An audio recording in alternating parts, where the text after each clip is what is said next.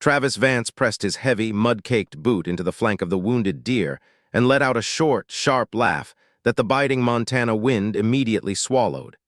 It wasn't the kind of laugh that came from joy or even the satisfaction of a successful hunt. It was a sound born of pure, unchecked arrogance. He hadn't shot the animal for meat, and he hadn't shot it for a trophy. He had shot it because it was there, and because he felt like watching something die in the dirt. He hadn't even bothered with a clean kill. The animal was still huffing, its breath coming in ragged, bloody plumes that vanished into the frigid October air. Travis didn't mind the suffering. In fact, he seemed to find a certain professional curiosity in it. Out here, 60 miles from the nearest town and deep within the jagged, unforgiving shadows of the Rockies, Travis Vance was the law, the judge, and the executioner. His crew of 8 men moved through the tree line with a coordinated efficiency that suggested years of shared violence. These weren't your typical weekend poachers looking to fill a freezer. They were armed like a small militia, carrying high-end suppressed rifles and wearing tactical gear that cost more than most people in the nearby valley earned in a year. They moved through the wilderness as if they owned every jagged rock and every towering pine. They cut through ranchers' fences with industrial bolt cutters without a second thought, and they set illegal traps in protected corridors, leaving behind a trail of casual destruction. Travis had been operating this way for 11 years, carving out a lucrative, bloody niche in the underground world of high-stakes illegal harvesting and private security. In over a decade of breaking every law on the books, he had never once been caught. He had never even been slowed down. He paused for a moment, tilting his head back to scan the ridgeline that loomed over them like a silent gargoyle. The peak was a jagged crown of gray rock and ancient timber, dusted with the first light snow of the season. His eyes, cold and professional, searched the high ground for any sign of movement, any glint of glass, or any silhouette that shouldn't be there. One of his men, a younger guy named Miller who was still trying too hard to impress, stepped up beside him. Miller followed Vance's gaze toward the mountain. "There's nobody up there," Miller said, his voice full of a bravado he hadn't yet earned. "Just wind and rocks." Vance didn't look at him. He just kept his eyes fixed on the ridge, his lips curling into a slow, predatory smile. "Nobody that matters," Vance replied. It was a short sentence, a dismissive flick of the wrist against the universe, and it was a mistake that would eventually cost him every single thing he had ever built. The first thing Sheriff Ethan Brennan noticed when he pulled his mud-spattered truck off the side of the gravel road that morning was the silence. It wasn't the peaceful, restorative silence that people usually move to Montana to find. It wasn't the quiet of a mountain town slowly rubbing the sleep from its eyes. This was the heavy, suffocating silence that settles over a place after something sudden and violent has occurred. It was the sound of a forest holding its breath, as if every bird and squirrel in the area had collectively decided that making a sound was the most dangerous thing they could do. Ethan stepped out of the truck, the door creaking in the cold air. He stood for a moment by the fence line, his eyes immediately dropping to the gap in the wire. It hadn't been torn down by a stray bull or snapped by a falling branch. The wire had been cut with surgical precision. The ends were clean, the tension lost in a way that spoke of intent and tools. Someone had come through here not by accident, but by design. They had known exactly where the property line sat, and they hadn't cared. 30 yards ahead, 2 of his deputies were standing in the middle of a small clearing. They were motionless, their shoulders hunched against the wind, their faces pale even in the biting cold. Neither of them was talking. They were just staring down at the ground with the hollow-eyed expression of men who had stumbled into a nightmare they weren't prepared to process. Ethan walked toward them, his boots crunching on the frost-covered grass. He didn't rush. After 22 years in law enforcement, Ethan knew that the scene wasn't going anywhere. The story of what happened here was already written in the dirt. He just had to learn how to read it. The 2 men on the ground were big. They were the kind of men who looked like they had spent their lives in gyms or in the field, carrying heavy loads and leaning into physical conflict.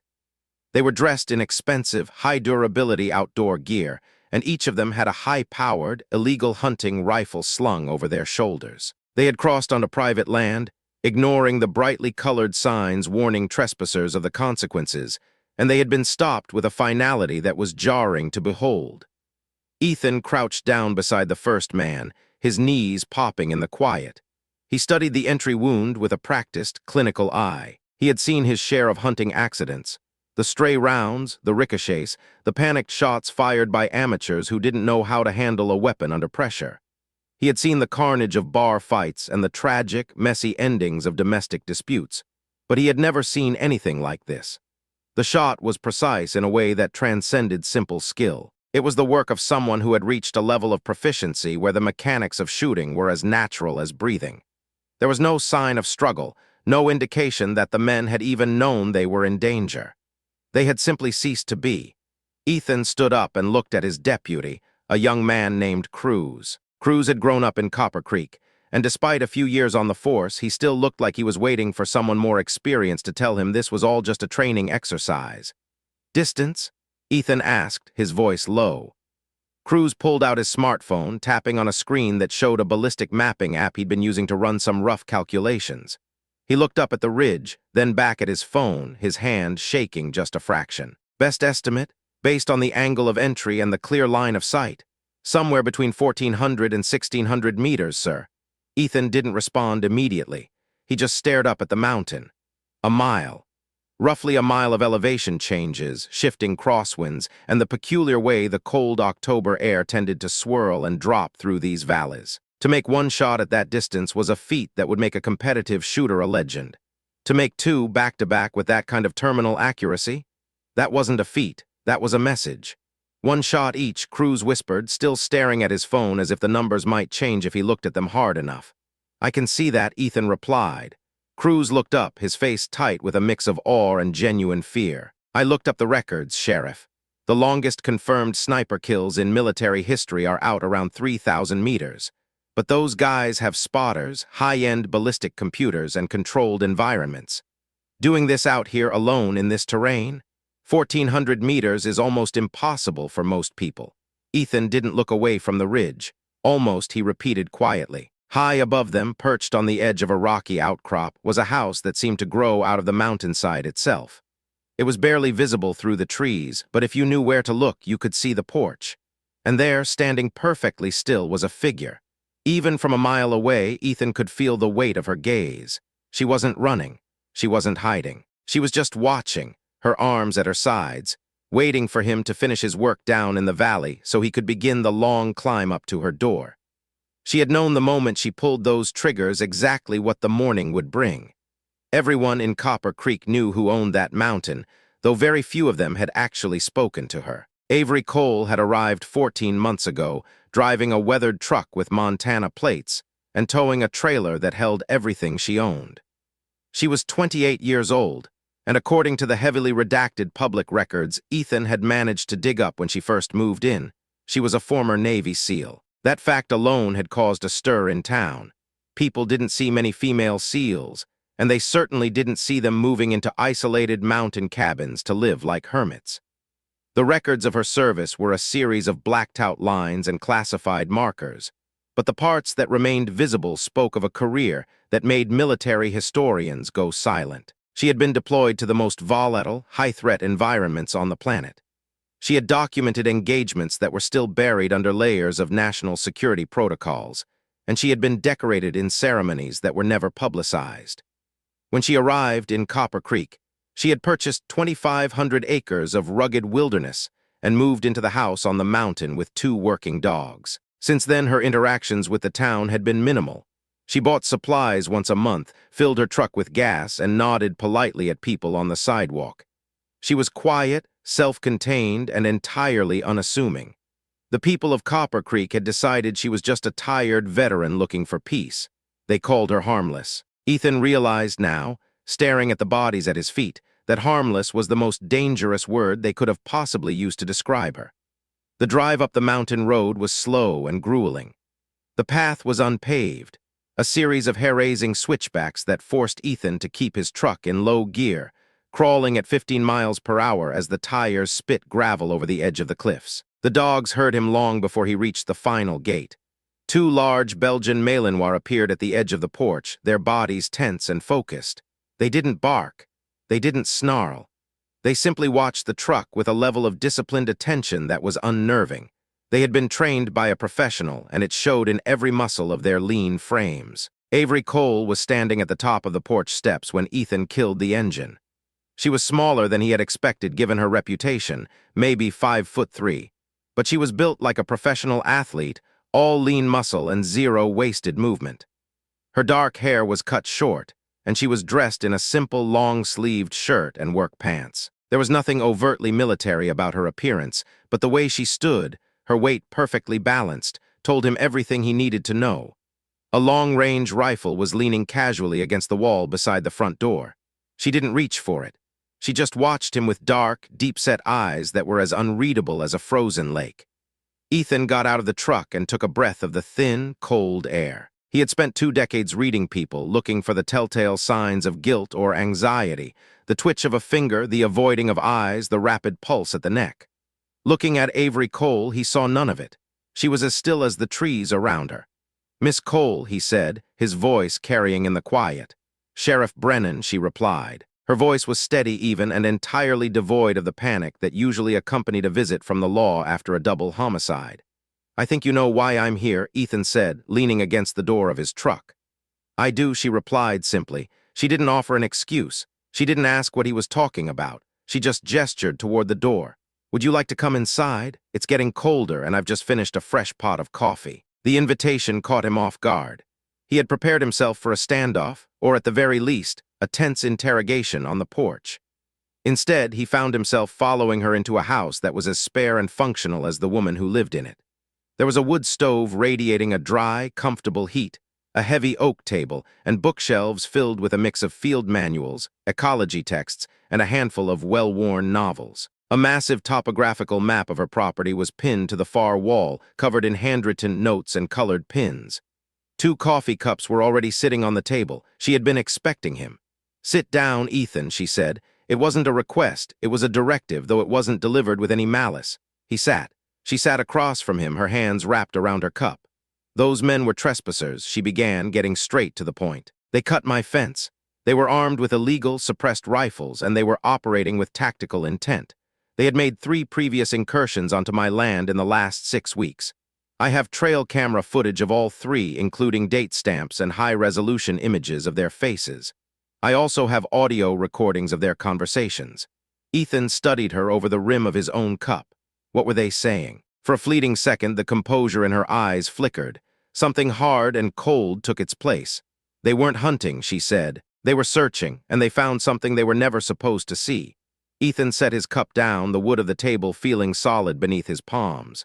"Miss Cole, I have to ask you directly.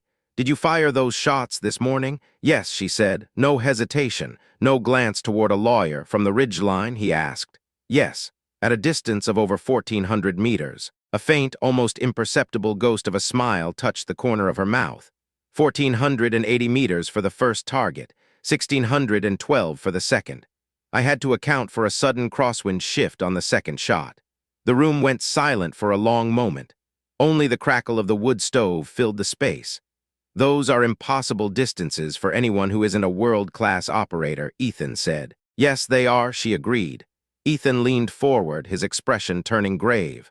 "I'm going to be honest with you, Avery. I've seen a lot of things in 22 years. I've seen people defend their homes in a moment of blind terror. But what I saw down at that fence today wasn't a moment of panic.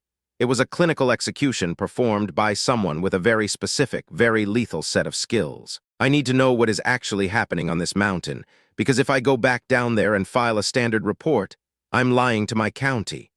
Avery looked at him for a long time, as if she were weighing his soul against some internal scale. Finally, she stood up and walked over to the topographical map. She picked up a red marker and circled a spot on the lower eastern edge of her property. 3 weeks after I bought this place, I found an old section of fence line that had been buried under decades of brush. I investigated. I found a concrete access hatch hidden under 4 feet of soil and vegetation. It looked like it hadn't been opened since the 70s, so I opened it. Ethan watched her, his curiosity warring with his sense of duty. What was inside? Avery turned back to face him, her expression intensely serious. "Before I tell you, you need to understand something. What I'm about to say is going to sound like a conspiracy theory. It's going to sound like something out of a bad movie. But I need you to listen because it's real, it's dangerous, and it's much larger than 2 dead poachers." "Tell me," Ethan said. She pulled a thick folder from a shelf and slid it across the table. Ethan opened it and found himself looking at a series of photographs. There were images of concrete tunnels, heavy steel door frames, and rows of sealed metal containers. The containers were stamped with military markings that were faded but still legible. U.S. government. Cold War era. Bunkers? Ethan asked, his brow furrowing. 6 of them, Avery said, all connected by an underground network. They were part of a program called Operation Clearwater. It was officially discontinued in 1974, but the materials stored inside were never removed. They were just forgotten, or rather they were left there by people who wanted them kept out of the official record. What kind of materials? Ethan asked, his voice barely a whisper. Avery sat back down, her gaze piercing. Documents, physical files, microfilm, evidence of a domestic intelligence operation that was run entirely off the books. They were spying on American citizens, politicians, journalists, anyone who was deemed a threat to the interests of a small, private group within the defense establishment. It wasn't authorized by Congress. It wasn't overseen by the CIA or the FBI. It was a private intelligence service funded by criminal mechanisms. And Ethan, it never stopped. It just changed hands. Ethan felt a chill that had nothing to do with the Montana winter. You're saying this is still active? I'm saying that the people who ran it passed it down to their successors, Avery explained. The evidence of everything they've done for the last 50 years is stored in those bunkers. Someone leaked the location to a man named Travis Vance. He's a former military contractor who runs a crew of high-end mercenaries. They do the jobs that the government can't, or won't, acknowledge. He's not the one in charge, though. He's just the dog on the leash. Who is at the top? Ethan asked. Avery shook her head. If I told you his name right now, you wouldn't believe me. You'd think I was insane. I need more proof before I give you that.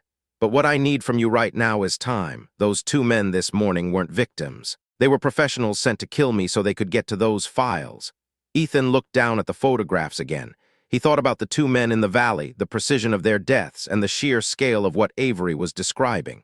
You're asking me to cover this up, he said. I'm asking you to recognize that this is a war, not a crime scene, she countered. I've been managing this alone for 8 months. I've been hunted on my own land. But it's reached a point where the math doesn't work in my favor anymore. It was the first time she had shown even a hint of vulnerability. It wasn't a plea for help. It was a tactical assessment of her own limitations. Are you asking for my help, Avery? Ethan asked quietly.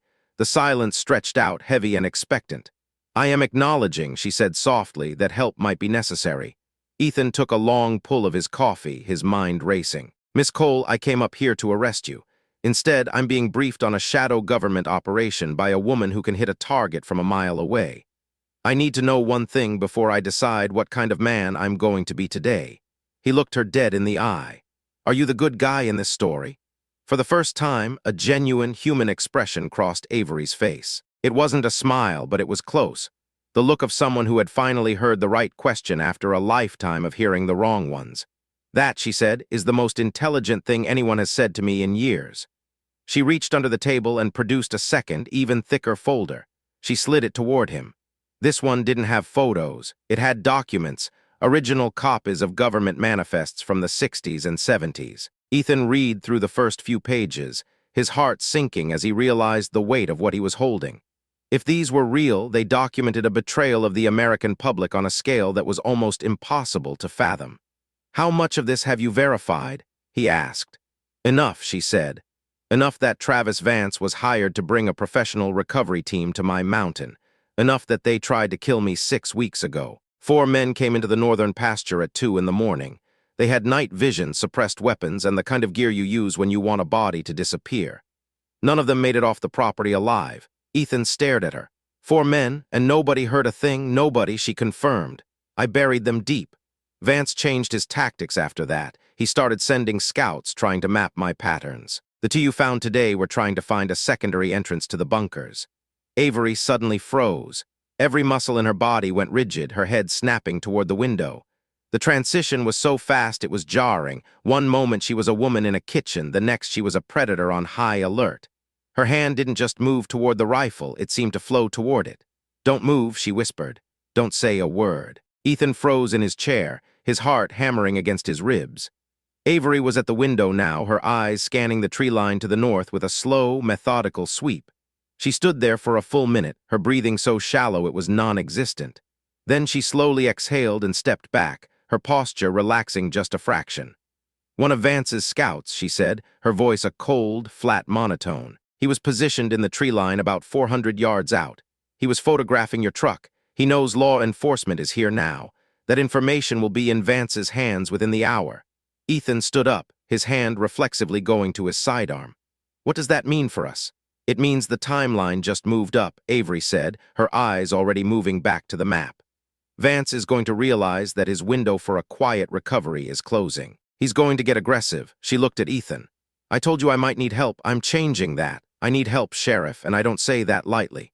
Ethan looked at the folders, then at the woman standing before him. He thought about his town, his deputies, and the quiet life he had led in Copper Creek. He knew that if he walked out that door and helped her, his life would never be the same. He'd be crossing a line that didn't have a way back. But he also knew that if he did nothing, a darkness he barely understood would swallow this mountain and everyone on it. "Tell me what you need," Ethan said. Avery nodded once, a sharp, professional acknowledgement. "First, close the investigation on those two men. Rule it a justified shooting in defense of property. Give the public the bare minimum. Do not, under any circumstances, contact the feds. They are likely already on the payroll of the people Vance works for. Second, I need you to trust me. I know I haven't earned it yet, but we don't have time for a long courtship." "And third?" Ethan asked. "Third," Avery said, her voice dropping an octave. "Don't come back up here alone. From this moment on, anyone who isn't me is a target on this mountain.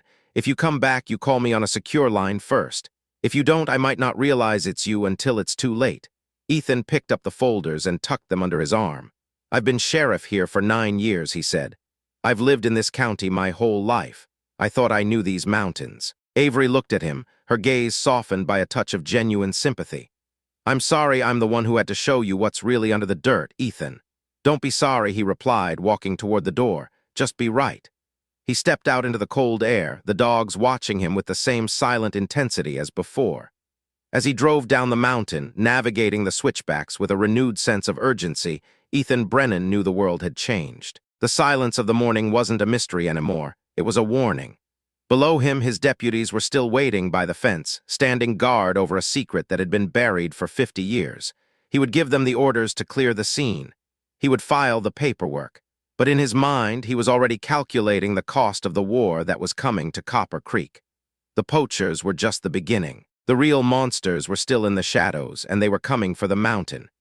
As his truck reached the valley floor, Ethan looked back up at the ridge. The house was gone now, hidden by the trees and the swirling mountain mist. But he knew Avery Cole was still there, a ghost in the timber, watching the horizon for the next threat. She was a woman who had spent her life protecting people who would never know her name, and now she was doing it one last time. Only this time she wasn't alone. Ethan gripped the steering wheel, the weight of the folders on the seat beside him feeling like a lead weight. The hunt had begun, and in the Montana Rockies, the only thing more dangerous than the hunter was the prey that knew how to bite back. The town of Copper Creek slept on, unaware that its mountains were no longer just a backdrop of natural beauty, but a fortress holding back a tide of secrets that could drown them all. Ethan drove past the hardware store, past the gas station where Avery filled her truck, and past the small park where children played in the summer. He saw the faces of his neighbors and felt a sudden, crushing sense of responsibility. He wasn't just a sheriff anymore. He was a sentry. When he reached the fence line where Cruz and the others were waiting, he didn't hesitate. He stepped out of the truck and looked at the bodies with a new perspective. They weren't just men. They were the first casualties in a conflict that didn't have a name yet. "Cruz, get the coroner up here," Ethan ordered, his voice echoing with a new authority. "We're going to process this as a trespassing-related self-defense incident.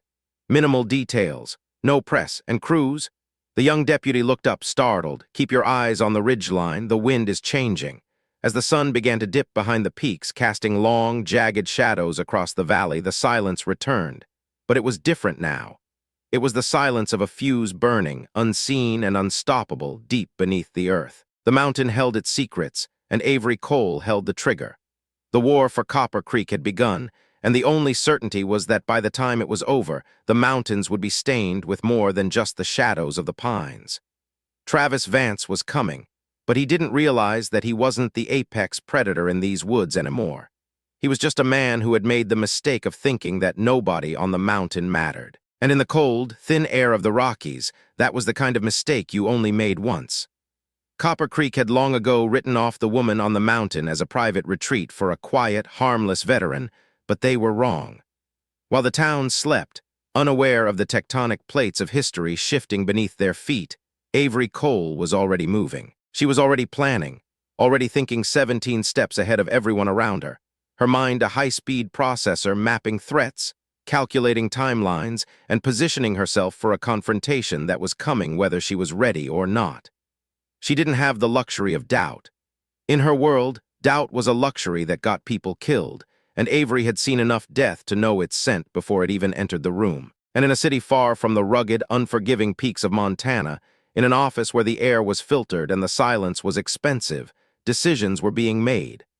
This was a place where people whose names appeared in history books and front-page headlines gathered to shape the country's future, often by burying its past. A phone rang, its tone muted and discreet.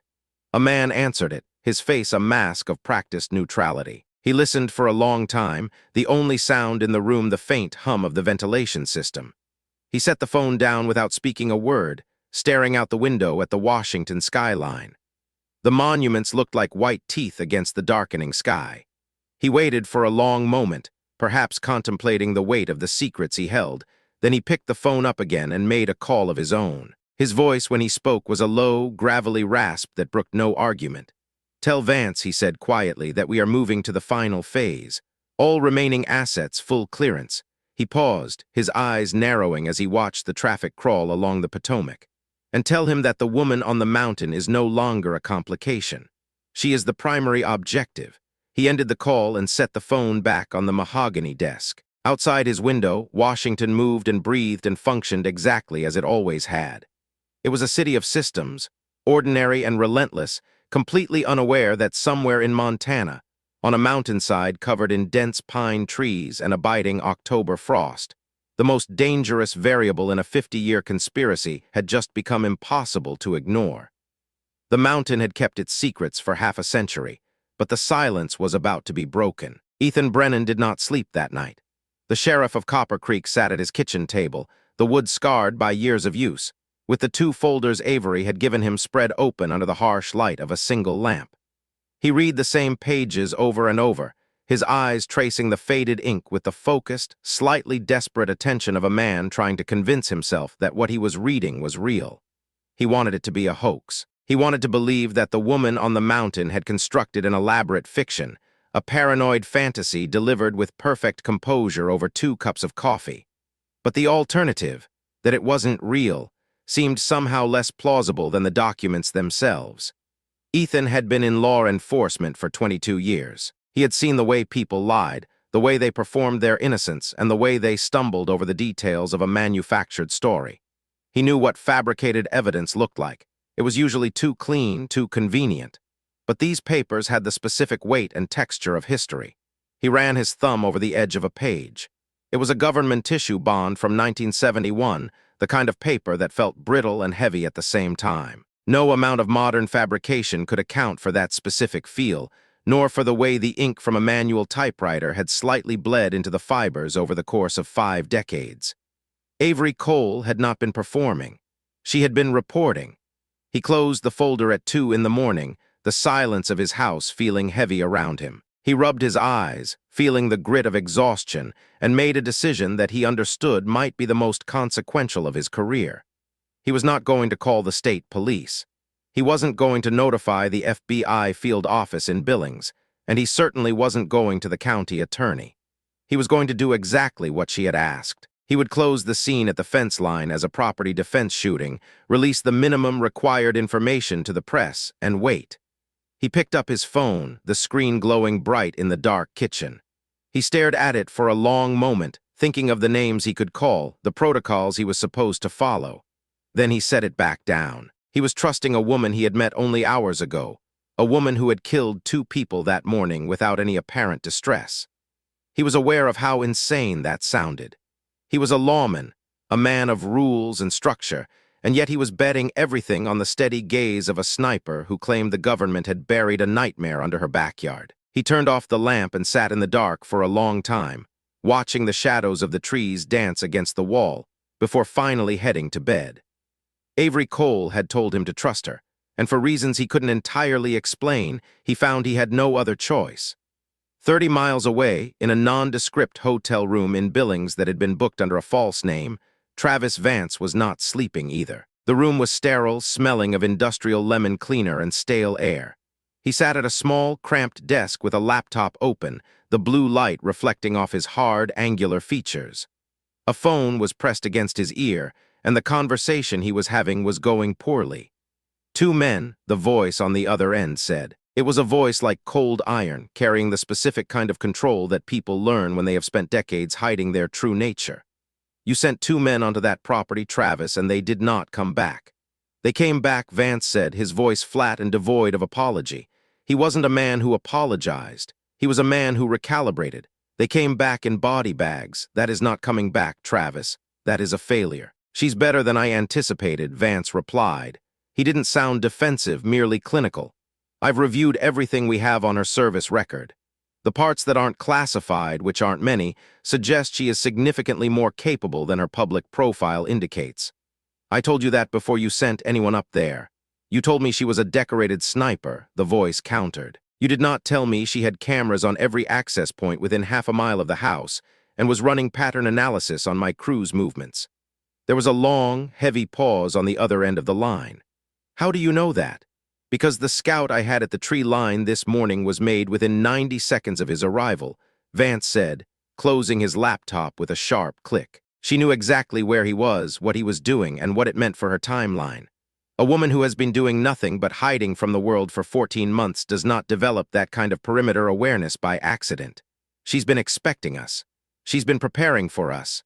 She knows more than we thought she knew. Another pause followed, longer this time, filled with the unspoken weight of the stakes involved. Does she know about Caldwell? Vance was quiet for a moment, his mind cycling through the possibilities. I don't know yet. Find out, the voice commanded, dropping even lower. And Travis' final phase has been authorized. Full asset deployment, whatever it takes. Understood. Whatever it takes, the voice repeated, emphasizing every syllable. I want those bunkers cleared, and I want that woman handled before she makes contact with anyone who matters. The call ended.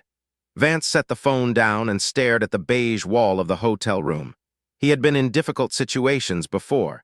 He had run operations in war zones where the rules of engagement were suggestions at best, and every variable was a threat. He had adapted, and he had succeeded, because those were the only two things Travis Vance knew how to do. But something about this particular situation was making the hair on the back of his neck prickle. He didn't like the way his scout had described the woman on the porch, standing completely still, watching the road as if she were reading a book she had already finished. It was the feeling of being hunted by someone who wasn't afraid of the dark. He opened the laptop again and started making calls. It was time to bring in more people. Meanwhile, 40 miles north of Copper Creek, in a town so small the gas station doubled as the post office, a man named Garrison Price was finishing a task. The air was cold, smelling of mountain rain and diesel. He was loading the last of his medical supplies into the back of a battered, mud-caked truck when his phone buzzed on the bench seat. He looked at the screen. One word, no greeting, no context, mountain. Garrison stood very still, the heavy trauma kit still in his hands. He didn't need a map or a set of coordinates. He knew exactly what that word meant. He set the kit down, picked up the phone, and typed back a single word. When? The response came in 4 seconds. Now. Garrison Price had been a combat medic for 8 years before a roadside device in a place he was not officially supposed to be took most of the hearing in his left ear and ended his military career in a single, deafening afternoon. At 34, he was built like a man who had spent his entire life carrying heavy things over broken terrain. He had a quiet, watchful quality that people often mistook for slowness, but those who knew him understood it was precision. He didn't speak unless it served a purpose, and he didn't move without knowing why. He had known Avery Cole for 6 years. They had served together on a deployment that was still technically classified, an operation where her specific skills had been the only thing standing between a successful extraction and a mass casualty event. He owed her a debt he had never spoken aloud, and she was the kind of woman who would never ask him to acknowledge it. He finished loading the truck, checked the latch on the tailgate, and climbed into the driver's seat. He didn't pack a bag for himself. He didn't need to. He just started the engine and began driving south. When Avery Cole said now, she meant it. Back on the mountain, Avery had not been idle. The hours since Ethan's departure had been a blur of focused, methodical activity. To an outsider, she might have appeared calm, but internally she was a coiled spring. 8 months of accumulated tension were finally finding a direction to move in. She pulled up every trail camera feed on her monitors, the blue light of the screens illuminating her face in the darkened room. She reviewed the past 48 hours of footage at double speed, her eyes tracking movement patterns, noting timing, and mapping the evolving shape of Vance's approach. She stopped on a specific clip from 3 nights earlier. A single figure was moving through the northern tree line, his gait careful and deliberate. He knew how to be quiet in the woods, how to avoid the crunch of dry leaves and the snap of a twig. She had logged it at the time as a standard reconnaissance pass, the 3rd one that week. But as she watched it again, something felt wrong. The figure wasn't moving like a scout. Scouts were ghost-like. They gathered data and vanished. This figure had stopped for 11 minutes at a specific point along the ridge. Avery knew that point. She had stood there herself many times because it offered the best line of sight through the dense timber to a particular section of the eastern slope. That was where the concrete access hatch was buried. She sat back in her chair, her heart rate steady but her mind racing. They didn't just have a general idea of where the bunkers were. They had coordinates. Someone had given them information specific enough to put a man within 200 meters of the entry point in total darkness. She pulled up a second feed, then a third, her hands moving across the keyboard with clinical efficiency. If Vance had the coordinates, he hadn't been searching. He had been stalling. All the trespassing, the minor incursions, the search patterns she had observed, it was all a performance. It was cover designed to make her believe they were still looking while they were actually preparing for the extraction phase. This meant the 2 men at the fence line that morning hadn't been part of a search party. They had been a distraction. She stood up so fast the chair scraped harshly across the hardwood floor. She grabbed her jacket and was out the door in seconds, moving down the slope toward the eastern access point. Her dogs, 2 and 4, matched her pace without hesitation, their ears back, sensing the sudden shift in her energy. She reached the access hatch in 11 minutes, her breathing barely elevated. The hatch was undisturbed. The wild grass and mountain scrub over it looked exactly as it always did, a perfect camouflage of nature and neglect. She knelt, her eyes scanning the ground for the specific language of human presence. She found it 6 inches from the edge, a small depression in the soil, barely visible to the untrained eye. It was the kind of mark a boot makes when the person wearing it is trying very hard not to leave a trace. And there, caught on a gnarled root that had pushed through the surface, was a single fiber. It was dark, synthetic, the kind of high-end material used in tactical gear. Someone had been here. They hadn't opened it, but they had confirmed its location. They were waiting for the signal. Avery straightened up and looked into the surrounding darkness. The dogs were alert, their noses working the air, but they weren't growling. The threat wasn't immediate, but it was looming. Good, she whispered to them, more for herself than for them. She pulled out her phone and sent a message to a number she hadn't used in months. It took 6 minutes for the response to arrive. Already driving, that was Garrison. She sent a second message to a different number, one she knew would take longer to reach. 12 minutes later, the response came back, characteristically direct. "What's the play? Defensive first," she typed. "Then we'll see. I'll need a truck that can handle mountain roads," the reply came. She sent him an address for a rental place in Billings that specialized in heavy-duty vehicles and didn't ask questions. The man was Dominic Reeves, a former Army EOD specialist. Dominic understood how things were put together, and more importantly, he knew how they came apart. He was a man who saw the world in terms of structural integrity and pressure points. They hadn't served together, but they shared a network of survivors who vouched for each other in the silent, certain way of those who had seen the worst the world had to offer. She sent a third message. This one she stared at for a long time before hitting send. The recipient was Luke Mercer, a former recon specialist and a man who was extraordinarily capable in all the ways she currently needed. He was also her ex-partner. Their relationship had ended 18 months ago in a wreckage of unspoken trauma and a specific, devastating decision he had made on a night she still couldn't bring herself to talk about. She wasn't making personnel decisions based on history, though.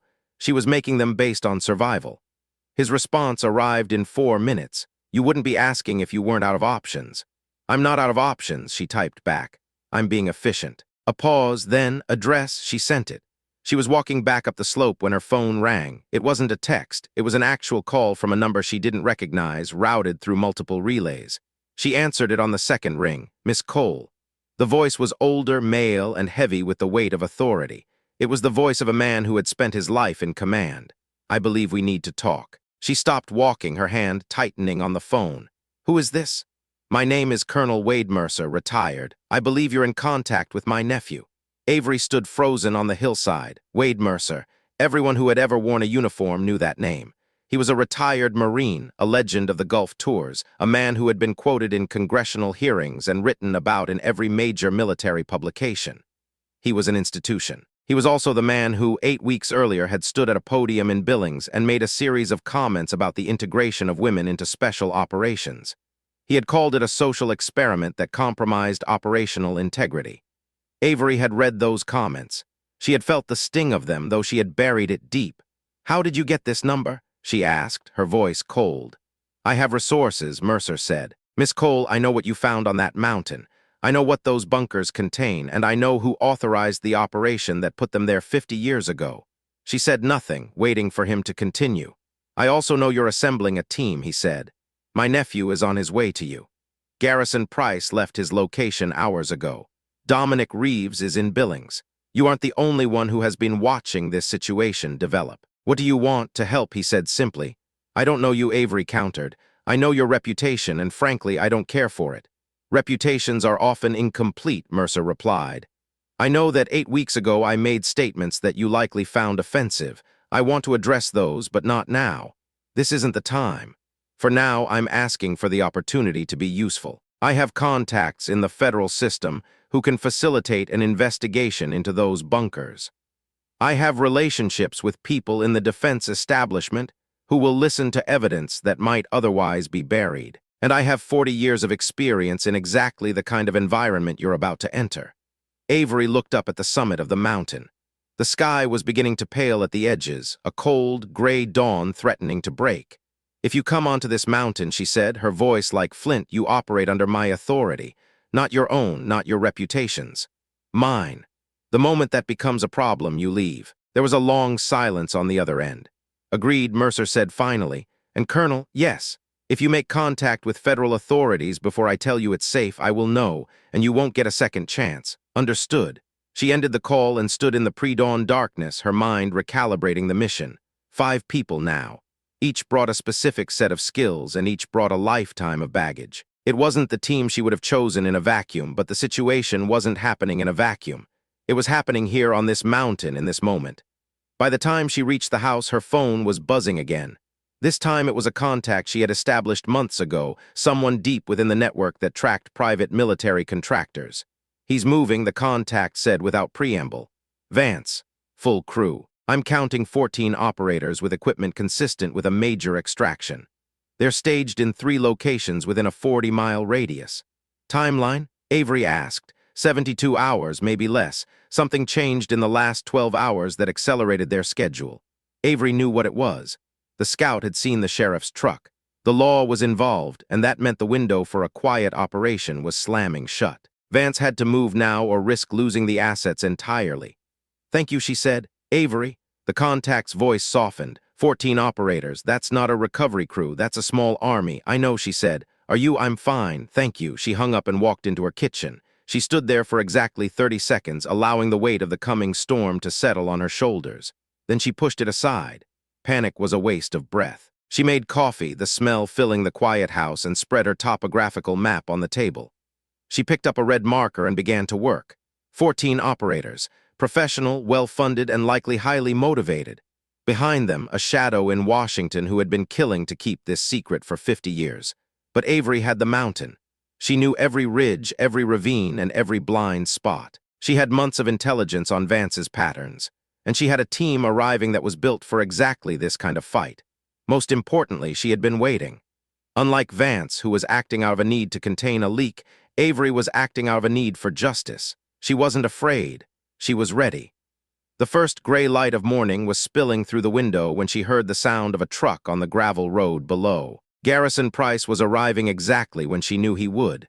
He was the anchor, the man who stayed steady when everything else was falling apart. She poured a second cup of coffee and walked onto the porch. He pulled into the yard, the engine of his truck ticking as it cooled. He got out, looking tired but alert, his eyes immediately scanning the perimeter before they settled on her. "You look terrible," he said, his voice gravelly from the long drive. "I haven't slept," she replied, handing him the coffee as he climbed the steps. "I can see that. How bad is it?" 14 operators, 72 hours, she said, leaning against the porch railing. 6 bunkers. One of them has already been tagged. A 50-year-old conspiracy and a retired colonel who I'm not sure I can trust. Garrison took a long pull of the coffee, staring out at the trees. "So just a normal week then." Avery almost smiled. "Come inside. I need to show you the map." They sat at the table, the dogs circling Garrison in a silent welcome. He treated them with the respect they deserved, scratching 4 behind the ears before focusing on the map. He studied the red markings, the lines of sight, and the topographical data Avery had meticulously compiled. "Tell me everything," he said. And so she did. She told him about the documents, the history of the bunkers, and the shadow company Vance worked for. She told him about the man in Washington and the stakes of what was buried beneath the soil.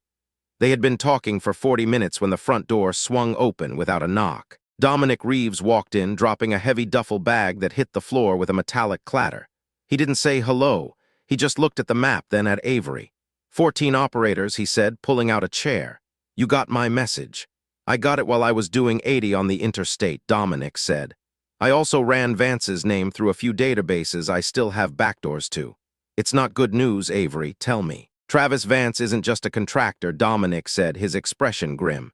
"He ran black site logistics for 3 different operations between 2009 and 2017. 2 of those were officially terminated. One of them wasn't. The one that's still active connects directly to the financial architecture in those folders of yours. Same shell companies, same money trails. He's not just hired help. He's part of the infrastructure. So he doesn't just want the bunkers cleared," Garrison said. "He wants the evidence gone, including us," Dominic added. "Including us," Avery confirmed. The room fell silent, the weight of the reality sinking in. They weren't just defending a piece of land, they were standing in the way of a machine that had been running since before any of them were born. "Where are we on the rest of the team?" Dominic asked. "Luke lands in 2 hours," Avery said, "and Wade Mercer is driving in from the east." Dominic's eyebrows shot up. "The Wade Mercer? The one who spent the last 2 months telling the press that women don't belong in special ops. That's the one," Avery said, her voice devoid of emotion. "And you called him?" "He called me. And he has the federal connections we need to make sure this doesn't just get buried again." Dominic stared at her for a long moment, then shook his head. "You always did like a difficult play, Cole." "It's not about what I like," she said. "It's about what works." She stood up and walked to the window, looking out at the mountain. The sun was up now, casting long, dramatic shadows across the valley. The beauty of the place felt like a lie. Somewhere out there, 14 men were checking their gear, calibrating their sights, and preparing to turn this piece into a graveyard. But they were coming into her home. They were coming onto her mountain. And before the next 72 hours were over, she was going to make sure they regretted every step they took. "Now," she said, turning back to the men at the table, "let's talk about the terrain." For the next 3 hours, the kitchen became an operational command center. They went over every inch of the property. Avery showed them the camera blind spots she had intentionally left to funnel intruders into kill zones. Dominic pointed out the best places for early warning sensors and non-lethal deterrents, though they all knew that non-lethal was a sliding scale in a situation like this. Garrison mapped out the fastest extraction routes for medical emergencies, his mind always on the worst-case scenario. They were professionals, and the rhythm of the work was a comfort. It was the language they all spoke, a dialect of contingency plans and tactical advantages. But beneath the surface, the tension remained. They were waiting for Luke. They were waiting for the colonel, and they were waiting for the first shot to be fired. The mountain held its breath. The frost began to melt, the water dripping from the pine needles like slow, cold tears. The secrets buried in the dark were starting to push toward the light, and Avery Cole was the only one standing in their way. She looked at her friends, at the maps, and at the flickering screens of the trail cameras. The final phase had begun, but she was going to be the one to end it.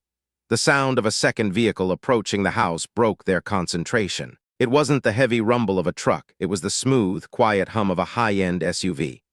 Avery checked the monitor. A black Suburban was winding its way up the drive. "He's early," she noted. "Who?" Garrison asked. "The Colonel." Dominic stood up, his posture stiffening. "This ought to be interesting."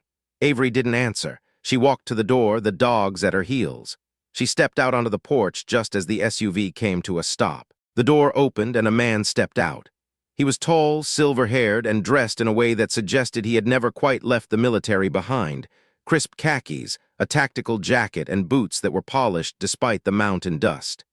He looked up at the house, his eyes sharp and analytical. Wade Mercer had arrived, and with him came the weight of the world they were trying to expose. Avery didn't move. She waited for him to come to her. The battle for the mountain was no longer just about the bunkers. It was about who would tell the story when the dust finally settled. And Avery Cole had no intention of letting anyone else hold the pen. The silence in the room was heavy, a physical weight that pressed down on the scattered papers and the tactical gear. Dominic's eyes were hard, unreadable, but they held a challenge that Avery wasn't interested in meeting with anything other than professionalism.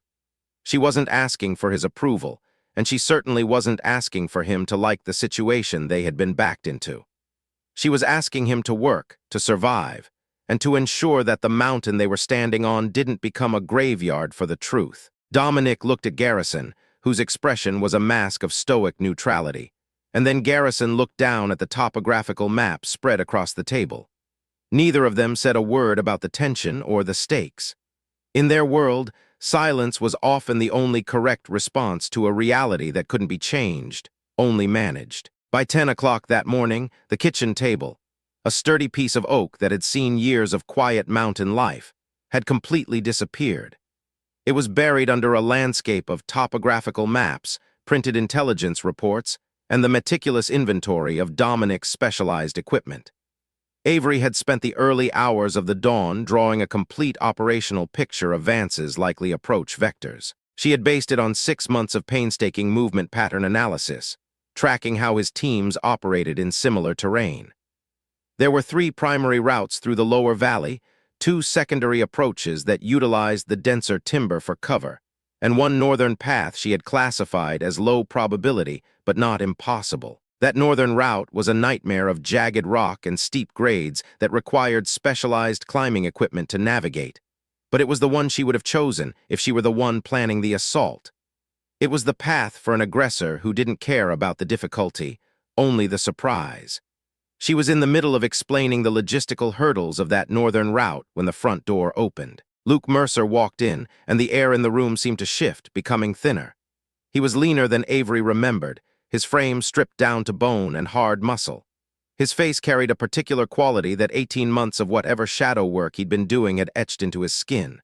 He didn't look harder exactly, but he looked more settled, like stone that had finally finished shifting after a long, violent landslide. He looked at Avery for exactly 1 second, his gaze a brief flash of history and unresolved weight, before he turned his attention to the map. "The northern approach is your primary concern," Luke said, his voice raspy and devoid of preamble. "It's the one I'd use," she replied, meeting his eyes with a steadiness that hid the sudden racing of her heart. Luke nodded once, a sharp, decisive movement. "So would I." He pulled off his jacket, tossing it onto a chair, and stepped up to the table. "What do you need from me?" That was the entirety of their reunion. There was no acknowledgement of the 18 months of silence, no reference to the bitter conversation in a Reno parking lot that had ended everything between them. She had told him then that the decision he made in Kandahar had broken something fundamental, something she didn't know how to repair. But standing over the map, those ghosts didn't matter. The only thing that mattered was the question and the readiness behind it. That was the one thing about Luke Mercer she had never doubted for a single moment. When the world started to burn, he was the man you wanted holding the hose. She showed him the northern route, tracing the elevation lines with a steady finger. Luke asked 3 questions, each of them precise and operational, focused on sight lines and extraction points. She answered them with the same clinical efficiency. He nodded, picked up a black marker, and began adding notations to the map. His markings reflected the kind of intuitive terrain reading that only came from years of high-stakes field work. Garrison watched them from across the table, his eyes moving between them with the expression of a man tracking 2 separate, high-velocity conversations simultaneously. He was choosing very deliberately to only engage with the one involving the map. 40 minutes later, the operational picture was finally beginning to cohere into a viable plan. It was then that Avery heard the sound of a truck on the mountain road. Her ears were tuned to the specific acoustic signature of that valley, and she knew the vehicle was approaching before anyone else in the room reacted. She stood up, walked to the door, and stepped out onto the porch. Wade Mercer pulled into the gravel drive and climbed out of the cab slowly. He was in his late 60s now, and the deliberate way he moved wasn't a sign of frailty. It was the specific, practiced carefulness of a man who had spent decades learning not to waste a single motion. He was tall, his hair a shock of silver, and he carried himself with a bearing that didn't require a uniform to communicate authority. He looked up at her from the foot of the porch steps. Avery looked back, the mountain wind pulling at her hair. Neither of them spoke for a long, heavy moment. "Miss Cole," he said, his voice a low rumble. "Colonel Mercer," she replied. "Come in, we're working." She didn't wait for him to respond. She turned and went back inside, hearing the heavy thud of his boots on the stairs behind her. As he stepped through the door, a specific, chilling silence dropped over the room. Garrison, Dominic, and Luke all went still, registering the presence of the man who had just entered. Luke's relationship with his uncle was a complex web of loyalty and resentment that existed in a space separate from the rest of the world. He acknowledged Wade with a nod that seemed to contain a dozen unspoken arguments, none of which were going to be settled today. Wade returned the nod with equal gravity. Then, Wade turned his attention to the table. He looked at the maps, the assembled intelligence, and the folders of decrypted documents. Something flickered across his face, not surprise because a man like Wade Mercer had trained himself out of visible surprise long ago, but something close to it. It was the expression of a person who was recalibrating their expectations significantly upward. He pulled out a chair and sat down. "Brief me," he commanded. Avery didn't hesitate. She gave him 14 minutes of pure, unadulterated data. She covered everything relevant, omitted every unnecessary detail, and laid out the threat with surgical precision. Wade listened without interrupting, a trait she hadn't been certain he was capable of, and one she noted with a sense of private relief. When she finished, he sat quietly, his eyes fixed on a specific point on the map. "Caldwell," he said finally. Avery stopped, her hand hovering over a file. "What?" "The name you said you would give the sheriff when the time was right," Wade said, looking at her steadily. "It's Caldwell, Richard Caldwell." The room went completely still. The only sound was the faint hum of the refrigerator and the wind whistling through the eaves. "How do you know that name?" Avery asked, her voice dropping an octave. "Because I served under him for 3 years in the early 90s, Wade said. "And because there were things about that period of my career that I have spent 30 years trying to understand. Things that only make sense if the man running the program you found in those bunkers was Richard Caldwell." He paused, his expression darkening. "I knew something was wrong. I knew there were shadows where there should have been light, but I didn't know what I was looking at. I didn't have the evidence." He looked down at the folders on the table. "You do." Avery watched him for a long moment, performing an assessment that went far beyond operational utility. She was reading the lines of his face, the set of his jaw, searching for a lie she couldn't afford to miss. The cost of misjudging Wade Mercer at this moment was catastrophic. "You knew Caldwell personally," she said. "I considered him a mentor," Wade admitted. The words came out with a specific weight, a cost he was paying in real time. "And now I'm sitting at your table. Make of that what you will." Garrison caught Avery's eye across the table, a small, almost imperceptible movement of his head. He was telling her he trusted the old man, or at least that he trusted her to make the call. She turned back to the map, the decision made. "Then here is what you need to know about Caldwell," she said. "He's not just the architect of what happened in these mountains.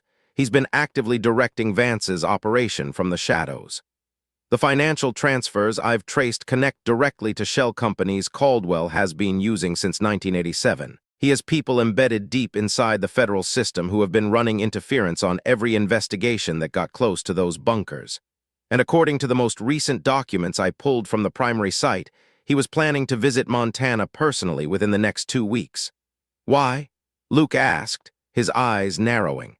"Why would a man like that risk coming here now?" "Because he doesn't trust Vance to handle the destruction properly," Avery said.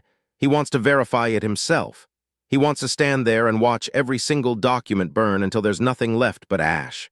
She paused, letting the implication sink in, which tells us something vital about his state of mind. He's scared. Garrison leaned back. "He's terrified." He's been protected for 50 years by the fact that the evidence was buried and the people who knew where it was were either compromised or dead, Avery continued. The moment those bunkers were found, the moment I stepped inside, everything he built started coming apart. He's not directing Vance because he trusts him. He's directing him because he's desperate. Desperate men make mistakes, Dominic said, his voice cold. Yes, Avery agreed, and I'm planning to give him every opportunity to make them. The planning took the rest of the morning and bled deep into the afternoon. What emerged from that table after hours of heated argument and revision was a plan that Avery wouldn't have called elegant, but she would call honest. It accounted for their limited numbers and the overwhelming force they were likely to face. It didn't pretend that 5 people were 16, or that good planning could entirely substitute for brute force. It was a plan built on the reality of the terrain and the psychology of the men coming to take it. Wade Mercer contributed 3 things to the process that Avery hadn't expected. First, a detailed knowledge of Caldwell's operational thinking that was worth more than any intelligence report she had ever read. Second, a set of federal contacts he activated with a series of phone calls made from the porch, speaking in the specific, coded language of a man who knew how to request a miracle without leaving a paper trail. Third, and most unexpectedly, he showed a quality of listening she hadn't associated with his reputation. He didn't try to pull rank. He didn't try to dominate the room. He sat at the table and contributed when he had something to offer, and he stayed quiet when he didn't. Every time his eyes moved to Avery as she worked, she could see him making internal adjustments, shifting his perception of her from a person of interest to a peer. It was late afternoon when her phone buzzed with a message from her contact network. She read it and immediately set down the marker she was holding. Timeline moved, she said, the urgency sharp in her voice. Vance is staging his crew. Movement is consistent with a 48-hour window, not 72. He's accelerating, Luke said, already moving toward his gear. Someone pushed him, Garrison noted, looking at Wade. Wade shook his head. Not me. My calls went to people who move with the speed of glaciers. Whatever accelerated Vance's timeline came from Caldwell directly. Avery was already pulling up her trail camera feeds on her laptop. She scrolled through them with practiced speed, her eyes scanning each frame for the slightest anomaly. She knew what normal looked like on this mountain, the sway of the pines, the movement of deer, and she was looking for the things that didn't belong. She found it on camera 7, the one covering the northern approach. 3 figures were moving through the tree line, well-spaced with a professional interval. They moved with the quiet, practiced ease of people who knew how to disappear into the landscape. They weren't scouts this time. Their equipment load was far too heavy for a simple reconnaissance mission. They are positioning, Avery said. They are already on the property. The room shifted instantly. There was no panic. These weren't the kind of people who panicked. But there was a sudden, electric galvanization. Their bodies knew exactly what to do when a situation moved from the abstract to the immediate. How many? Luke asked. 3 visible on camera 7, Avery replied, switching feeds. Could be more on the approaches I don't have coverage on. She pulled up 2 more feeds that were clear, then a 4th. 2 more on the eastern slope below the primary bunker access. 5 of them, Dominic said. Advanced positioning team. They're setting up for the main force to move in tonight, Luke said. Avery confirmed it with a grim nod. Tonight. She looked at the table, at the plan they had spent the day building, and then at the faces of the 4 people who had come to her mountain because she asked.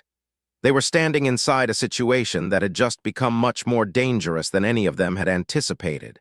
She looked at Wade Mercer last. He was watching her not with the evaluating look he'd carried all day, but with something quieter and more direct. Your call, he said simply. Avery looked at the map one last time, making the final calculations. She weighed the variables, accounting for the uncertainties, building contingencies upon contingencies.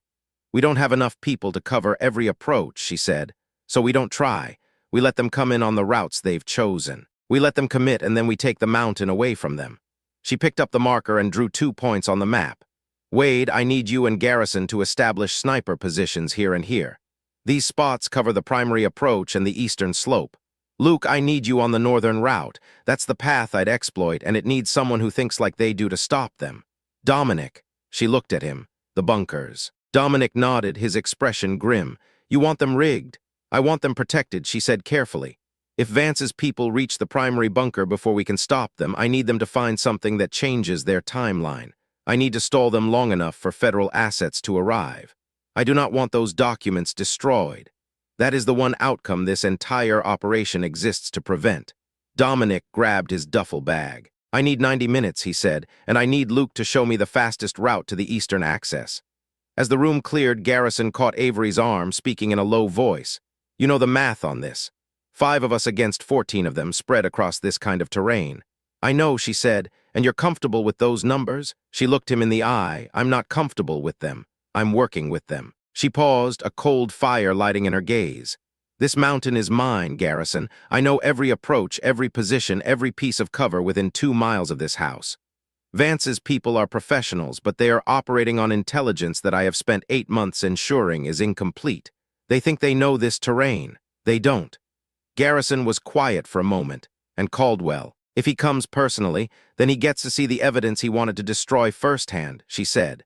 She picked up her rifle, checking the chamber with a fluid, automatic motion. She grabbed her radio and looked at the map one last time, burning the positions into her memory. Wade Mercer was waiting for her on the porch. He had his own rifle, a precision long-range platform that suggested his reputation in that discipline was no exaggeration. I owe you an acknowledgement, he said as she stepped out, before we go up there. Colonel, 8 weeks ago I said things publicly that were wrong, he said, his voice level and devoid of performance. I wasn't just strategically wrong. I was factually wrong in a way that reflected a limitation in my thinking.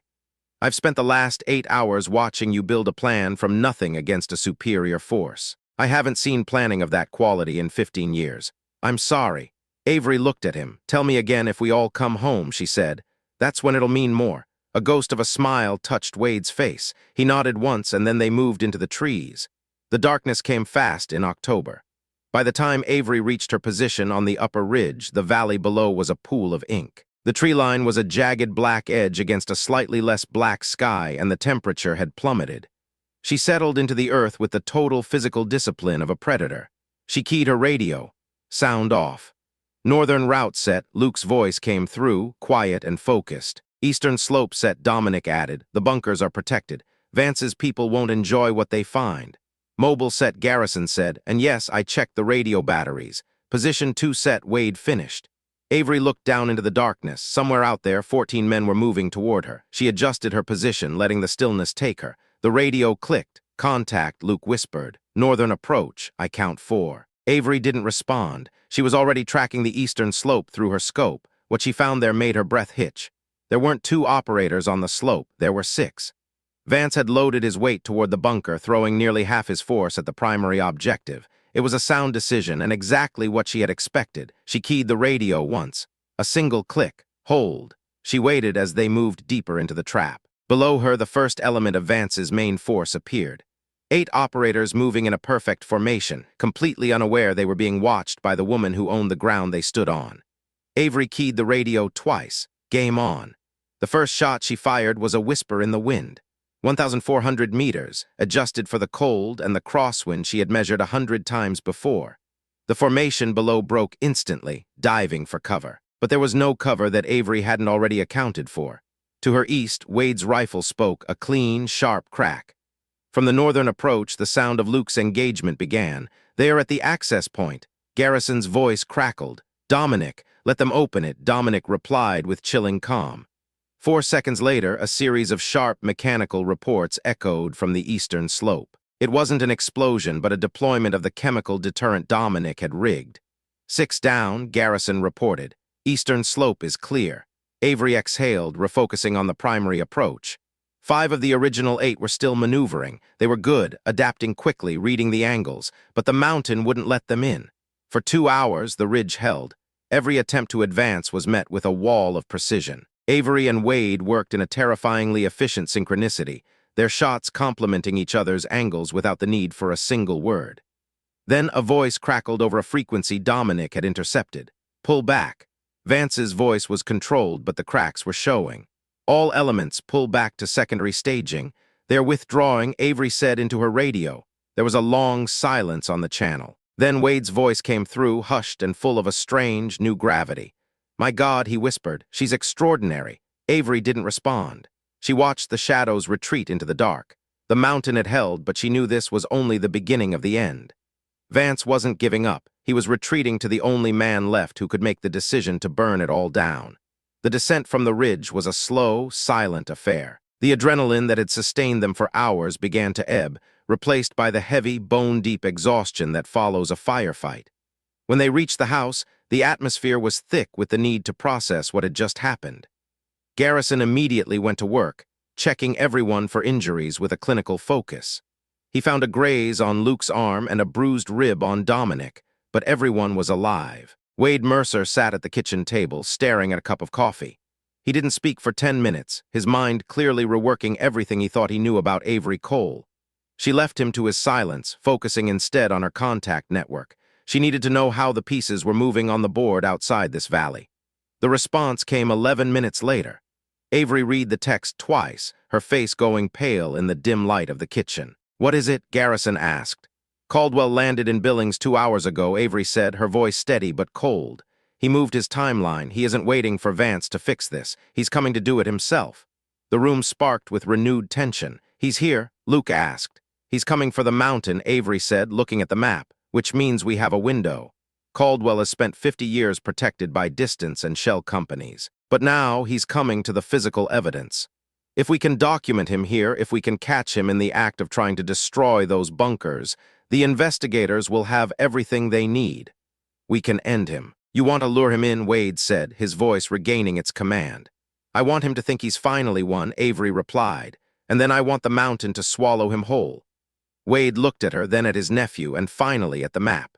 "Richard Caldwell does not travel alone," he warned. "If he's coming personally, he'll bring a security detail that makes Vance's crew look like amateurs. He'll bring the best money can buy. Then we'll just have to be better," Avery said. The weight of the night seemed to press closer against the windows of the cabin. They all knew what was coming. The skirmish with Vance's men had been the prelude, a testing of the waters. The real storm was just over the horizon, carried in the back of a black SUV driving through the Montana night. Avery looked around the room at the men who had stood by her. They were tired, battered, and outnumbered, but they were ready. She turned back to the topographical map, the lines and contours of the land she loved now serving as the blueprint for a final reckoning. The mountain had held once tonight. It would have to hold one more time. The truth was buried in the dark, and Avery Cole was the only thing standing between Richard Caldwell and the silence he had spent a lifetime buying. The planning didn't stop. It evolved. They moved with a renewed sense of urgency, the exhaustion forgotten in the face of the ultimate objective. They were no longer just defending a piece of land. They were preparing to dismantle a legacy of corruption that spanned decades. As the first hints of gray light began to touch the eastern sky, Avery stood on the porch, looking out over the valley. The air was crisp, smelling of pine and the promise of snow. She knew every inch of this place. She knew where the shadows pooled and where the wind whistled through the rocks. She was the mountain's daughter, and today she would be its ghost. The air inside the cabin had grown heavy, thick with the kind of tension that precedes a mountain storm. Avery Cole sat at the head of the heavy timber table, the flickering light of a single lamp casting long, jagged shadows against the walls. Across from her, the 4 men who had become her makeshift shield looked at her with expressions ranging from professional skepticism to outright alarm. Wade Mercer, the man who had brought his own history of service and secrets to her doorstep, leaned forward, his hands clasped so tightly his knuckles were white. He knew better than anyone that the operators Richard Caldwell had sent the previous night were merely the opening move in a very long, very bloody game. They were capable, yes, but they were also disposable. Caldwell would have already accounted for their failure. In the circles where men like Caldwell operated, failure was just another data point used to recalibrate the next, more lethal attempt. Avery felt the weight of their collective gaze. She knew what they were thinking. They had just survived a tactical assault on her property, a firefight that had turned her quiet sanctuary into a battlefield. Now, she was suggesting something that felt like walking back into the fire with a smile on her face. She told them she knew Caldwell would have contingency arrangements. He was a man who lived his life in the shadows of the federal system, a spider at the center of a web that spanned decades and departments. If he perceived even a flicker of a threat to his legacy or his liberty, he would trigger a response that would muddy the legal waters so thoroughly that the truth might never surface. He had people on the inside, fixers, loyalists, and those who owed him their careers. This wasn't just a physical fight anymore, it was an institutional one. Wade looked at her directly, his eyes searching hers for a hint of hesitation.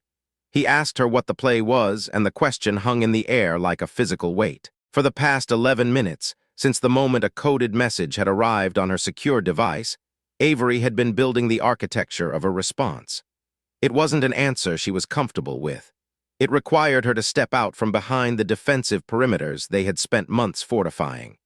It meant moving beyond the reactive stance of a woman under siege and into the proactive role of an aggressor. She looked at each of them in turn, Luke, Garrison, Dominic, and Wade, and said the words that she knew would change everything. She told them she was going to make contact with Richard Caldwell directly. The silence that followed had a specific, dense texture. It was the silence of 4 people who had spent their lives in high-stakes environments, people trained to calculate risk and reward in the blink of an eye.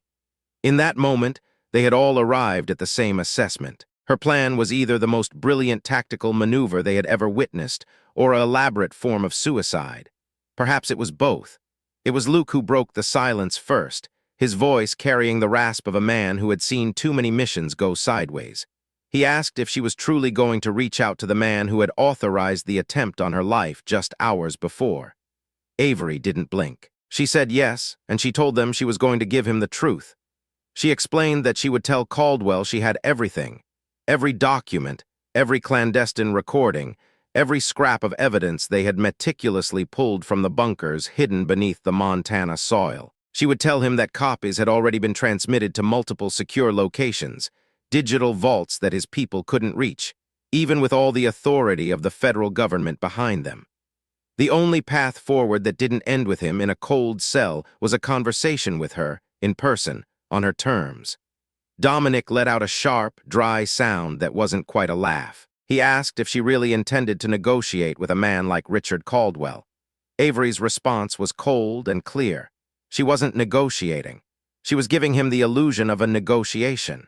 She was feeding his ego, letting him believe he could still control the outcome, while Wade's federal contacts moved into position to collapse his world. The timing was the most delicate part of the machine they were building. Avery turned to Wade and asked how much time his contacts needed. Wade didn't answer immediately. He stepped away and made a call that lasted exactly 90 seconds. He was a man of few words on the phone, listening with a focused intensity that made the room feel even smaller.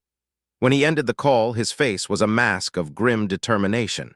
He told her they needed 12 hours. 12 hours to move the right people into the right positions without tripping the internal warning systems that Caldwell had spent 50 years perfecting. Avery nodded, the math already running in her head. She had to keep Caldwell talking, keep him engaged and believing he had a chance for half a day. Garrison, ever the pragmatist, pointed out the obvious flaw. Caldwell could arrive with a security team, decide the conversation was over before it even began, and turn those 12 hours into a nightmare far worse than the night before. Avery acknowledged the possibility with a small, sharp nod. It was a risk, a massive one, but it was the only move they had left.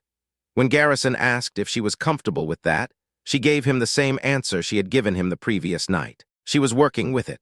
It was a phrase he recognized, the hallmark of a woman who had moved beyond fear and into a state of pure operational focus.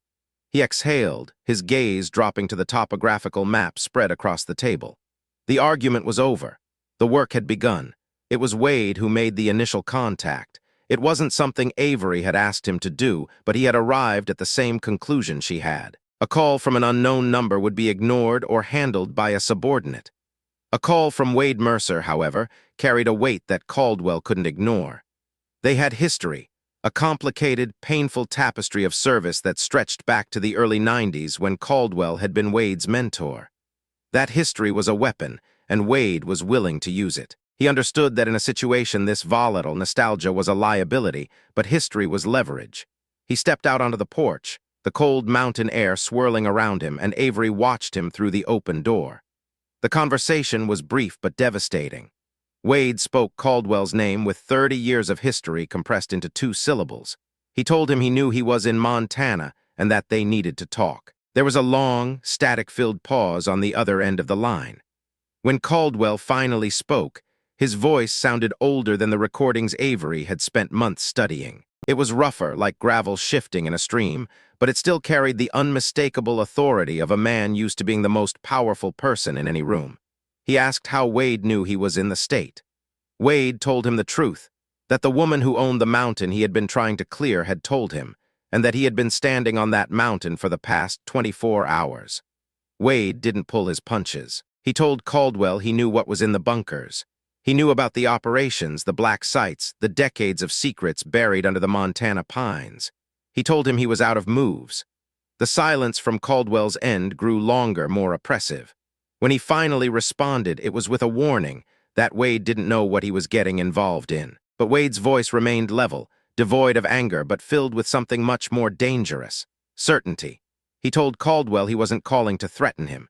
He was calling because the woman who had been protecting those documents for 8 months was willing to have a conversation before the situation spiraled into something nobody could control. Avery gave Wade a single, sharp nod from the doorway. Wade delivered the terms. A meeting at 6 o'clock a.m. The following morning at the base of the mountain road. Neutral ground. He told Caldwell to come with minimal security, 2 people maximum, because if Avery saw anything that looked like a trap, the evidence would be released to every news organization and federal body in the country simultaneously. There would be nothing left to negotiate. After 30 seconds of agonizing silence, Caldwell agreed. The line went dead. Wade came back inside and set his phone on the table. He looked at Avery with an expression she couldn't quite decipher. He told her Caldwell would come, but not to talk. He was coming to make her, and the evidence, disappear. Avery looked him in the eye and told him she knew. The next 12 hours were a masterclass in operational preparation. It was the most complex work Avery had done since her time in the Navy, and the stakes felt infinitely higher because the battlefield wasn't tactical. It was legal. Every move they made had to be designed to survive a federal evidentiary process that would be torn apart by the best lawyers Caldwell's money could buy. Dominic took the lead on the documentation. Despite his background as an explosive ordnance disposal specialist, he possessed a terrifying proficiency with data management, a skill born from years of operating in environments where the only thing that mattered after a blast was what you could prove about the device. Dominic worked through the night, his face illuminated by the blue glow of multiple monitors. He created redundant copies of everything they had recovered: digital files, high-resolution scans of physical documents, encrypted voice recordings. He transmitted them to 3 separate secure locations that Wade's contacts had established specifically for this purpose. While Dominic secured the truth, Garrison coordinated with the federal team. Avery was surprised to learn that Garrison had his own network of contacts, people in institutional positions he had never mentioned. It seemed everyone on this mountain was more than they appeared to be. Outside, Luke was a ghost in the darkness.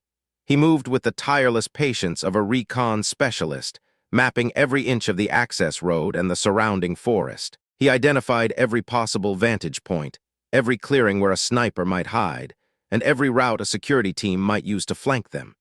He was ensuring that if Caldwell brought more than 2 men, they wouldn't stay hidden for long. Meanwhile, Avery sat at the kitchen table, the hours between 2 o'clock and 5 o'clock a.m. blurring together. She wasn't scripting the conversation. Scripts were fragile things that shattered upon contact with reality. Instead, she built a mental framework of objectives, boundaries, and decision points. She visualized every possible reaction from Caldwell and prepared a countermove for each one. At 4:30 a.m., Wade returned from the porch, his breath misting in the cold air. He poured a cup of black coffee and sat across from her.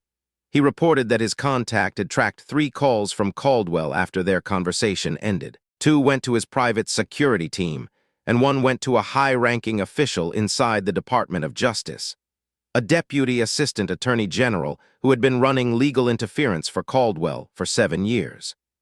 The man was trying to trigger a federal suppression order, a national security classification that would allow him to seize the bunkers under government authority and bury the evidence forever. Wade assured her that the order wouldn't come in time. The doors Caldwell was trying to push open had already been locked from the other side. The strategy was clear now. Caldwell wasn't coming to negotiate, he was coming to stall. He would try to keep Avery talking just long enough for his legal maneuvers to take hold. If he could get that classification order signed, it wouldn't matter what evidence she had. It would become untouchable, and she would become a criminal for possessing it. Avery tightened her grip on her coffee mug. She told Wade they wouldn't give him the time. She would lead the dance, and she would end it before he even knew the music had changed. At 5:50 a.m., Avery Cole began the long walk down the mountain road. The morning was a shroud of gray and cold, the kind of Montana October dawn that felt like the world was holding its breath. She was alone, a decision that had caused a heated argument with her team just an hour before. Garrison had been blunt, Luke persistent, and even Dominic had broken his usual silence to tell her that meeting Caldwell without immediate backup was tactically unsound. But Avery had stood her ground. She knew the psychology of a man like Caldwell. He needed to see her as a lone actor, someone he could intimidate or manipulate. If she appeared with a team of armed men, he would retreat into his shell of legal protections. She had listened to their concerns, then assigned them their positions. They didn't agree with her, but they trusted her. Wade had been the last one to speak to her. He had stood in the doorway of the cabin, his face etched with a worry he couldn't hide. He didn't offer any last-minute tactical advice or warnings about the cold. He simply told her to come back. Avery hadn't responded. She couldn't. She just turned and walked into the mist. By the time she reached the gate at the base of her property at 5:58, her boots were damp with dew, and her heartbeat was a steady, rhythmic thrum in her ears. She stood by the rusted iron gate and waited. At 6:03, the sound of engines broke the silence. 3 vehicles rounded the bend in the road, their headlights cutting through the fog. Caldwell had ignored the requirement for minimal security. 8 men climbed out of the SUVs, moving with the practiced, efficient synchronization of professional security contractors. They spread out along the road, establishing a perimeter that was as much about intimidation as it was about protection. Then, the door to the center vehicle opened, and Richard Caldwell stepped out. He was older than Avery had expected.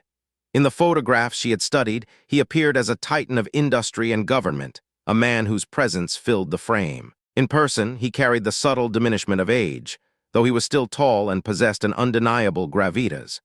He was dressed in expensive, understated outdoor gear, looking every bit the elder statesman of the American shadows. He walked toward her with a deliberate pace, stopping exactly 10 feet away. His security team hovered at a distance that was ostensibly polite but tactically suffocating. Caldwell studied her for a long moment, his eyes sharp and calculating. He told her she was younger than he had imagined. Avery didn't flinch. She told him he was exactly what she had expected. A flicker of something passed over his face, a brief recalibration. He addressed her as Miss Cole and began his opening gambit.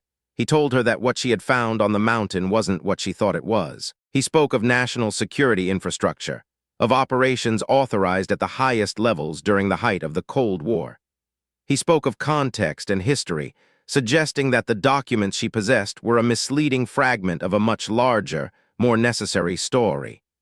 Avery listened to the smooth, practiced cadence of his voice. It was the voice of a man who had spent a lifetime convincing people that the unthinkable was actually the essential. She waited for him to finish, then she struck. She told him the documents didn't lack context. They included the names of 47 American citizens who had been subjected to illegal surveillance, detention, and in 11 cases, actions that led to their deaths that had been officially ruled as accidents. She held his gaze, her voice steady and cold. She told him that wasn't a context problem, it was a crime. The mask of the elder statesman didn't slip, but the eyes behind it changed. They became the eyes of the man who had ordered the hit on her cabin. He told her she was a capable woman and that her service record was impressive. He claimed to respect her accomplishments, which was why he wanted her to understand the consequences of her actions. He spoke about his resources, his institutional relationships, and the legal mechanisms he could trigger. He told her the evidence would be classified within 48 hours, and that her supporters within the federal system would find their own lives becoming very complicated very quickly. He offered her a choice: cooperate, allow the bunkers to be cleared through official channels, and receive a generous compensation that would allow her to live a quiet life. Or, he implied, her life would be consumed by the very system she was trying to use against him. He spoke with the absolute confidence of a man who had never lost. He had spent 50 years flattening anyone who stood in his way, using the weight of the government like a sledgehammer. He expected her to fold, to see the logic in his offer. But Avery let the silence stretch out, the only sound the wind sighing through the trees. Then she pulled out her phone. She didn't look at him as she tapped the screen and turned it toward him. The screen showed a live video call. In a brightly lit conference room half a continent away, 4 people were sitting around a table. Avery had identified them months ago, federal investigators who were known for being untouchable, men and women who existed outside the influence of the network Caldwell had built. They weren't looking at the camera. They were looking at their own screens, their faces grim as they scrolled through the digital copies of the bunker documents. Avery told him they had been reading for 3 hours. Every file, every recording had been transmitted through channels he didn't control. She watched the color drain from Caldwell's face as the reality of the situation set in. She told him his classification order wouldn't reach them in time. She told him his contact at the DOJ had been suspended 40 minutes ago, pending a full investigation. And she told him that the legal mechanisms he was counting on were currently being dismantled by a federal judge who had no ties to his past. For the first time in perhaps half a century, Richard Caldwell was standing in the cold morning air, completely and utterly exposed. The fear was there now. It was subtle, hidden behind his years of training, but Avery could see it in the way his posture softened, the way his eyes darted to the screen and back to her. He told her she had planned this. Avery agreed. She had been planning it for 8 months. The meeting, the conversation, the 12-hour window, it was all a trap. Caldwell looked at her with a strange expression, a mix of recognition and perhaps a begrudging respect. He remarked that he should have sent better people from the very beginning. Avery simply agreed that he should have. The sounds of the morning began to change. Behind Caldwell, his security team was becoming restless. Avery could see them touching their earpieces, their professional masks cracking as they received new, frantic instructions. The operational picture was shifting with terrifying speed. Caldwell heard it too. He asked how long they had. Avery told him the federal vehicles were at the base of the mountain road. They had approximately 4 minutes. The silence that followed was broken by the sound of heavy engines and the crunch of gravel. Caldwell's security detail looked to him, waiting for the order to fight or flee. He looked at them, then back at Avery. In a quiet, weary voice, he told them to stand down. They hesitated, the instinct to protect their employer warring with the reality of the situation. He said it again with a finality that brooked no argument. One by one, the men lowered their weapons and stepped back from the subs. Avery keyed her radio once, the all-clear signal she had arranged with Luke. Almost immediately, the forest seemed to come alive. Luke emerged from the northern tree line, his rifle slung low but ready. Garrison appeared from behind the equipment shed, and Dominic stepped out from the fence line where he had been providing overwatch for the past 2 hours. And then, walking down the mountain road with the heavy, deliberate pace of a man facing his ghost, came Wade Mercer. The look on Caldwell's face when he saw Wade was the most human thing Avery had seen from him. It was a collapse of the spirit, a momentary shattering of the man's iron facade. He whispered Wade's name. Wade stopped beside Avery, looking at the man who had once been his mentor. He told him simply that he had trusted him for years. Caldwell began to say that it was more complicated than he knew, but Wade cut him off. He told him with absolute finality that it wasn't. The federal vehicles arrived at 6:19 a.m. Plainclothes agents, their movements efficient and devoid of drama, flooded the road. The lead agent, a man Avery had known only as a name on a secure server for 4 months, walked directly to her. He acknowledged her work and asked for the physical documents. Avery told him everything was in the bunkers and asked him to handle the papers with care.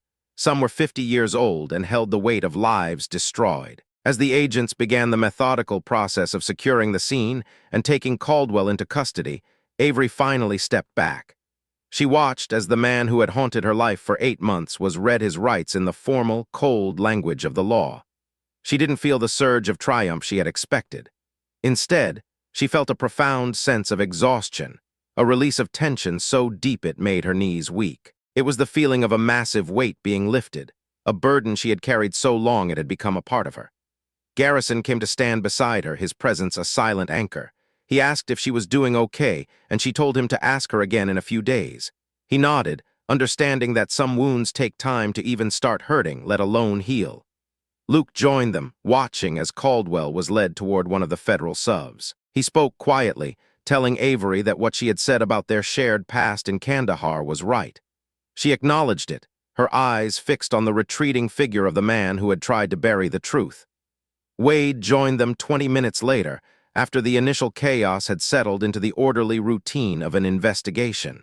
He stood with them, looking at the mountain as if seeing it for the first time. He spoke of the 3 years he had served under Caldwell, of the orders he had followed and the things he had ignored because he trusted the man's judgment. He realized now that he had to have conversations with people about things he hadn't understood at the time. Avery told him that was the right thing to do. Wade looked at her, admitting that he had come to the mountain thinking he was assisting someone who needed his institutional support. He realized now how wrong he had been. Avery told him she had watched him come to that realization in real time. He asked if it was that visible, and she told him it was only because she was looking. He told her she had done something he had never seen before in all his years of service. Avery looked up at the mountain, the morning sun finally hitting the peaks and turning them a brilliant, fiery gold. She told him she had just protected what was hers. The door of the federal vehicle closed on Richard Caldwell, and the convoy began the slow crawl back down the mountain road. The mountain itself remained silent, an ancient, indifferent witness to the small human drama at its base. But beneath its surface, in the tunnels and the concrete vaults, the secrets were finally being brought into the light. The woman who had made it happen stood at her gate, breathing in the cold October air, feeling the full weight of the past 8 months. Then she turned and began the walk back up to her cabin. The immediate threat was gone, but the work was only just beginning. The following weeks were a blur of activity. The mountain, once her silent refuge, became a hive of federal activity. Evidence teams worked in shifts, their headlamps flickering in the dark recesses of the bunkers. Avery stayed out of their way as much as possible, though the habit of control was hard to break. She found herself watching them from the porch, her hands trembling slightly as she held a mug of tea. She was no longer the guardian of the secrets, but the mountain still felt like it belonged to the past. The federal investigators were thorough. They pulled out boxes of files that hadn't seen the sun in decades, memos on yellowing paper, reels of magnetic tape, photographs of people who had long since disappeared. Every item was a piece of a puzzle that Avery had started solving alone in the dark. Now the full picture was being assembled by a small army of professionals. They asked her questions about the layout of the tunnels and the encryption on the digital servers Dominic had bypassed. She answered them with a detached, professional clarity, but inside, she was still waiting for the other shoe to drop. Wade stayed for a while, helping her navigate the bureaucratic labyrinth that followed the arrest. He was a man transformed, his former certainties replaced by a quiet, contemplative resolve. He spent hours on the phone, reaching out to old colleagues, piecing together his own history in the context of Caldwell's betrayal. Garrison and Luke had moved on to other things, their parts in the play concluded, but they kept in touch, a silent bond forged in the fire of those few days on the mountain. One evening, as the sun dipped below the horizon and the evidence teams were packing up for the day, Avery walked out to the edge of the property where the first bunker had been discovered. The ground was scarred from the excavation, the raw earth smelling of pine and damp soil. She looked down into the dark opening, the concrete walls now stripped of their secrets. For the first time in nearly a year, the mountain felt empty. The ghosts that had inhabited the documents and recordings had been released. She thought about the 47 names. She thought about the 11 who hadn't survived. Their stories were no longer buried in the dark. They were being read in courtrooms and offices in Washington. The justice she had sought wasn't a loud, crashing thing. It was the slow, methodical grinding of a system finally doing what it was supposed to do. She realized that she had been holding her breath for 8 months, and as she stood there in the fading light, she finally let it out. The recovery would take time, not just for the mountain, but for her. The instincts she had honed, the constant scanning of the perimeter, the distrust of every shadow, wouldn't fade overnight, but the fear was different now. It wasn't the sharp, biting fear of an immediate threat. It was the dull ache of a wound that was finally starting to close. She turned back toward the cabin, the lights in the windows glowing warmly against the gathering dark. She was no longer just a woman protecting a mountain. She was a woman who had reclaimed her life. Inside, the cabin was quiet. The maps had been rolled up, the tactical gear packed away. Dominic had left her an encrypted drive with everything they had found, a final insurance policy that she hoped she would never have to use. She sat at the table where it had all begun and looked at the empty space where the boxes of documents had once sat. The silence of the cabin was no longer heavy with tension. It was just silence. And for Avery Cole, that was enough. The federal investigation would go on for years. The trials would be long and complex, filled with technicalities and legal maneuvering. But the foundation of the case was unshakable. The evidence she had pulled from the earth was a testament to the truth that no matter how deep you bury a secret, the mountain always remembers. And as she looked out at the dark silhouette of the peaks against the starlit sky, she knew that she had finally done what she came here to do. She had stood her ground, and the mountain had stood with her. The physical sensation of the mountain had changed, and for Avery Cole, it was a source of profound, unsettling discomfort. For over a year, this land had been her shroud, a silent partner in a self-imposed exile that relied on the predictability of the wind and the undisturbed stillness of the pines. Now, that stillness was shattered. The air was thick with the mechanical intrusion of federal vehicles. Black SUVs with government plates, the rhythmic thrum of idling engines, and the sharp, clipped voices of men and women in windbreakers who moved with the efficient, clinical coldness of forensic investigators. They were dissecting her mountain, peeling back the layers of earth and secrecy to expose the rot that had festered beneath it for half a century. Garrison noticed her unease immediately. He was a man who read environments as easily as most people read a morning newspaper, and he had been reading Avery for years. One morning, as the sun began to bleed over the jagged eastern peaks, casting long, bruised shadows across the valley, he found her on the porch. She was standing perfectly still, her hands wrapped around a mug of coffee that had long since gone cold, her gaze fixed on the activity around the bunker entrance below. "You're hovering," Garrison said. He didn't look at her. He was leaning against the railing, watching a federal team unload crates of specialized scanning equipment. "I'm observing," she replied, though the lie felt thin even to her own ears. "You're hovering," he repeated. There was no judgment in his voice, only the weary, specific tone of a man who knew her well enough to bypass the social niceties that usually cushioned such a truth. He knew the cost of what they had done, and he knew that for someone like Avery, the transition from operator to spectator was its own kind of trauma. "Let them work, Avery. This part isn't yours anymore." Avery looked at him, the wind catching the stray strands of her hair. He was right, and the realization hit her with a weight that made her chest feel tight. For months, the preservation of the secret and the defense of the mountain had been her singular purpose. It had been the axis upon which her entire world turned. Now, that axis had been removed, and she was left spinning in the vacuum it left behind. "It's harder than I thought it would be," she said. It was the most she had said to anyone about the internal toll of the past 8 months. It wasn't a dramatic confession. It didn't need to be. It came out simply, with the flat, honest cadence of a truth that had finally worn down the walls meant to contain it. The 430 days of isolation, the constant vigilance, the lethal chess match with the Vance brothers, and the final, explosive confrontation. It all sat in that single sentence. Garrison was quiet for a long moment, the only sound the distant clatter of a generator and the sigh of the wind through the high branches. "Yeah," he finally said. "It usually is." Garrison stayed on the mountain for 10 days after the final arrest. He moved through the property like a ghost, helping where he could but mostly acting as a silent bulkhead between Avery and the outside world. Dominic, ever the pragmatic professional, left after 5. He didn't offer a long-winded farewell. He simply shook Avery's hand, a firm, calloused grip that carried the weight of everything they had survived together. There was a look in his eyes, a recognition of shared history and the grim satisfaction of a job finished, that communicated everything words would have only diluted.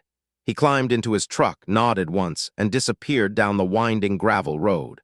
Luke stayed for 7 days. He was the one Avery felt the most friction with, a lingering static that dated back to a night in Kandahar that neither of them had ever truly moved past. On his last morning, the air was bracingly cold, a sharp reminder that winter was no longer a distant threat, but an imminent reality.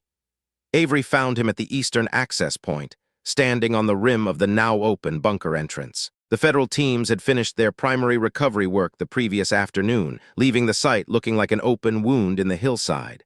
Luke stood beside her, his breath frosting in the air. He didn't speak for a long time, his eyes fixed on the dark more of the tunnel. "I've been thinking about what you said," he told her. "About Kandahar." Avery started to speak, perhaps to deflect or to offer a polite out, but he cut her off. "Luke, let me finish," he said. He spoke quietly but with the specific, practiced firmness of a man who had been rehearsing this speech in the dark for a week. What I did that night was wrong. I knew it was wrong when I did it. I told myself there were operational reasons, and on paper there were, but they weren't the real reason. He turned to look at her, his face etched with the exhaustion of someone who had stopped lying to himself. The real reason was that I was scared. I made a decision based on fear, and then I spent 18 months pretending it was a judgment call. I convinced myself that my caution was professional when it was really just cowardice dressed up in a uniform. Avery felt a strange, cold stillness settle over her. "You deserve better than that from me specifically," Luke added. The silence that followed was immense.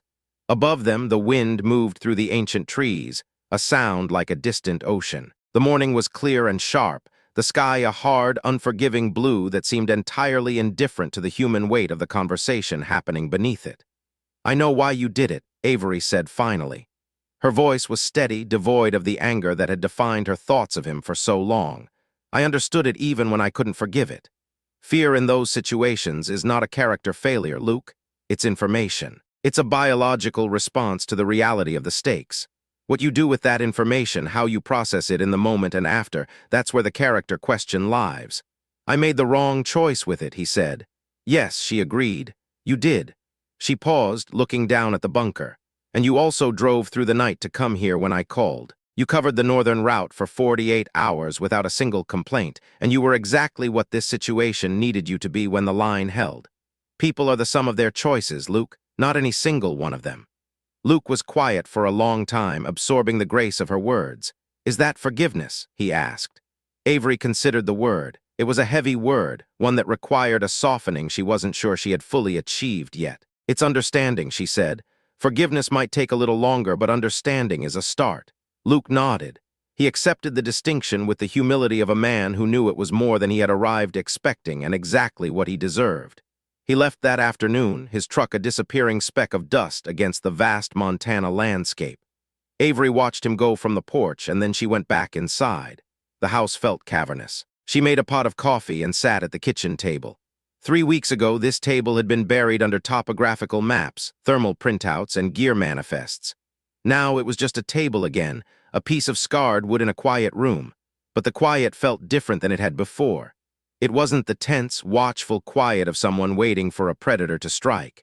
It was something more open, more uncertain. It was the quiet of a blank page, and Avery wasn't yet sure she knew how to write on it. 11 days after the arrest of the Vance brothers and the exposure of the Caldwell conspiracy, Wade Mercer called. This time, he didn't use a relayed number or a burner. He called from his direct line, a gesture of transparency that didn't go unnoticed. "The indictment came through this morning," Wade said. His voice was gravelly, carrying the weight of a man who had been awake for several days straight. 47 counts, Avery, federal. They're not offering a plea arrangement. This isn't going to be a quiet settlement. It's a scorched earth prosecution." Avery sat down. She hadn't planned to sit. Her legs simply seemed to make the decision for her, as if the sheer gravity of the numbers had physically pulled her toward the floor. 47 counts, she whispered. 47, Wade confirmed. Conspiracy, fraud, civil rights violations reaching back to 1971. And in 11 cases, charges directly connected to the deaths you documented in those files. He paused, letting the reality of it sink in. The judge assigned to the case is the same one who was selected the morning of the arrest. She's already denied 3 motions from Caldwell's legal team to delay the proceedings. She denied them in language that made it very clear she knows exactly what kind of case this is and exactly what kind of pressure his people are going to try to apply. She's locking the doors, Avery. Avery pressed her hand flat against the wooden table. It was a grounding gesture, a way to confirm that the world around her was still solid despite the seismic shifts happening in the distance. "What about his people inside the system?" she asked. "The ones who have been running interference for him for decades. 3 of them have already agreed to cooperate with investigators in exchange for reduced exposure," Wade said. 2 more are expected to follow by the end of the week. It's a domino effect. When a structure like that starts to come apart, when the fear of the man at the top is replaced by the fear of a federal prison cell, it comes apart much faster than anyone expects. Avery knew he was right. She had seen it in theater, regimes that looked like granite until the first crack appeared, and then they turned to sand in a matter of days. "Wade," she said softly, "are you all right?" There was a long pause on the other end of the line. It was the kind of silence that told her the question had landed exactly where she intended, in the space between Wade's professional duty and his personal history. "I'm doing the work of accounting for things," he said. His voice was lower now, more intimate. "There are people I need to speak with. Things I witnessed during those 3 years I spent in his orbit that I filed under categories that made them manageable at the time. I'm realizing now that those categories were lies. They require a different classification entirely." He exhaled a long, weary sound. "It isn't comfortable." "No," she agreed. "It isn't, but it's necessary," he said. "And necessary things are worth doing," she finished. "Yes," Wade said. Another pause. "I've been asked to provide a formal statement to the investigation. A comprehensive one. I wanted you to know before I did it." "You don't need my permission, Wade." "I know," he said. "I wanted you to know there's a difference between permission and respect." She understood. She appreciated it more than she was willing to say. "Tell them everything," she said. "I intend to," he replied. After the call ended, Avery remained at the table for a long time. She wasn't thinking in the traditional sense. She was processing. It was the way a computer processes a massive data dump, bits of information clicking into place, adjusting the overall picture of her life. 47 counts, 50 years of impunity, 11 lives that had been treated as collateral damage, now finally being named, and a mountain in Montana that had held the evidence long enough for her to find it. The phone rang again an hour later. This time the caller ID showed the main line for the Copper Creek Sheriff's Department. "Sheriff," she said. "Miss Cole." Ethan Brennan's voice carried a quality she hadn't heard before. The usual weary cynicism was gone, replaced by something lighter, almost buoyant. "I understand you've heard the news about the indictment." "Just now," she said. "I'm calling for 2 reasons," Ethan said. "First, the formal reason. The investigation into the property defense shooting from last month has been officially closed. No charges will be filed. The documentation you provided, combined with the federal investigation that substantiated the nature of the threat you were facing, resulted in a determination that your actions were consistent with Montana law." It was a textbook case of self-defense under extreme circumstances. He paused and she could hear him shifting in his chair. "That's the official part. Now for the unofficial part." "What's the unofficial part?" "The town wants to do something," he said. "To acknowledge what happened. To acknowledge what you did. I've had more people in my office in the past 2 weeks asking how they can help, how they can say something, than I've had in the previous 9 years combined. People are waking up to the fact that they were living next to a monster and you're the one who killed it." Avery felt a flare of panic. "I didn't do it for the town, Ethan. I did it because it was on my land." "I know that, and they know that," Ethan said quickly. "I'm not trying to impose something on you that you don't want. I know you came here for quiet. I know you value your privacy more than anything. But these are people who live 10, 15 miles from a mountain that was sitting on top of a 50-year conspiracy. They've spent the past 2 weeks understanding what that means for their home, for their safety. They want to say something to the person who dealt with it." Avery looked out the window. The peaks were catching the morning light, the snow turning a brilliant, blinding white. "What kind of something?" "A gathering," Ethan said. "At the community hall. Nothing formal. No speeches unless people feel moved to make them. No press. I will personally ensure there is no press allowed within a mile of the building. Just people. And you." Avery closed her eyes. The thought of being in a room full of people, of being the focal point of their attention, felt like stepping into a cold stream. But she thought of the faces she had seen in town over the last 14 months. The hardware store owner who always gave her a slight, respectful nod. The woman at the gas station who never asked questions. These were her neighbors, even if she had tried her best to pretend they weren't. "All right," she said. She heard Ethan exhale, a sound of genuine relief. "Saturday," he said, 7 in the evening. You don't have to stay long. I'll be there the whole time." Avery had driven past the Copper Creek Community Hall dozens of times. It was a modest building, weather-beaten wood and a tin roof, tucked between a small park and the local library. She had always looked past it, the way people look past objects that don't belong to their personal narrative. Walking through the door on Saturday evening was the first time she had entered a public space in this town with the intention of being fully present, without the protective armor of anonymity. The room was full. It wasn't packed to the rafters, but it was full in the way a small town fills a space when an event belongs to the entire community. The air smelled of floor wax, damp coats, and industrial-strength coffee. She recognized faces from the diner, the post office, the sidewalk she had walked for over a year. They were people who had known her as the quiet woman on the mountain, the one who kept to herself and never caused trouble. Now they were looking at her with a mix of awe, gratitude, and a quiet, somber respect. The first person to approach her was a woman in her 60s named Margaret. She ran the small diner on Main Street where Avery had occasionally stopped for black coffee, always avoiding conversation. Margaret's face was a map of hard work and Montana winters, her eyes clear and direct. "I want to tell you something," Margaret said. Her voice had the specific quality of someone who had decided to be honest regardless of how vulnerable it made her feel. "My son served in Afghanistan, 3 tours. He came back different. For a long time, I didn't know how to talk to him. I didn't know how to be useful to him. I still don't always know." She paused, her hand tightening slightly on the strap of her purse.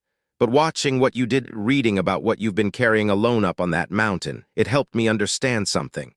It helped me see the cost of it, not just the physical part, but the weight of it.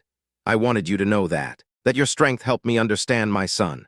Avery looked at her, and for the first time in a very long time, she felt the distance she had cultivated begin to erode. Margaret wasn't asking for an explanation or a story. She was offering a piece of her own truth in exchange for Avery's. "Thank you," Avery said. She meant it with a sincerity that surprised her. The evening progressed with an organic, unhurried rhythm. People came up to her in ones and twos. Some of them were clumsy with their words, their gratitude coming out in stilted sentences about property values or safety. Others simply shook her hand, their eyes communicating a depth of understanding that didn't require a script. Avery handled all of it. She stayed present, she listened, and she realized that the distance she had kept for 14 months hadn't been protection. It had been a different kind of prison. Ethan Brennan eventually stood in the center of the room. He didn't use a podium or a microphone. He didn't need to. His voice was naturally resonant, the product of a decade spent commanding authority in this valley. "I'm not going to give a speech," Ethan said, and a few people chuckled softly. "But I want to say clearly and simply that what was found under that mountain is going to matter to this country for a very long time. And the person who found it, protected it, and ultimately brought it into the light, at a great personal cost, is standing in this room. Copper Creek owes her a debt. We intend to take that debt seriously." The applause that followed wasn't the polite, rhythmic clapping of an official ceremony. It was a roar, a sustained, heartfelt sound that filled the hall and seemed to vibrate in Avery's very bones. She stood there, receiving it, not knowing entirely what to do with her hands or her expression. She felt exposed, but for the first time the exposure didn't feel like a threat. Then the room went quiet in a very specific way. A man had entered from the back and was moving toward the front. It was Wade Mercer. Avery hadn't known he was coming. He hadn't mentioned it during their call. He looked different in this setting, less like a general and more like a man who was carrying a heavy burden. Wade stood up near the front. The silence in the room deepened. He had a stature that commanded attention, a gravity that everyone in Copper Creek recognized. "I'm going to say something that is difficult for me to say," Wade began. His voice was clear, reaching every corner of the hall. "Not because it isn't true, but because saying it publicly requires me to acknowledge something about myself that I've been working through for the past few weeks." He looked around the room, his gaze eventually settling on Avery. 8 weeks ago, at a function in Billings, I made public statements about the role of women in special operations. I said that the integration of women into those roles represented a compromise of our standards. I said it with the confidence of a man who believed his decades of experience gave him the authority to make that judgment. He paused, and you could have heard a pin drop on the hardwood floor. "I was wrong," he said. He didn't blink. He didn't look away. "I spent 3 days on a mountain with Avery Cole. I watched her conduct an operation against a superior force while protecting evidence of a 50-year criminal conspiracy.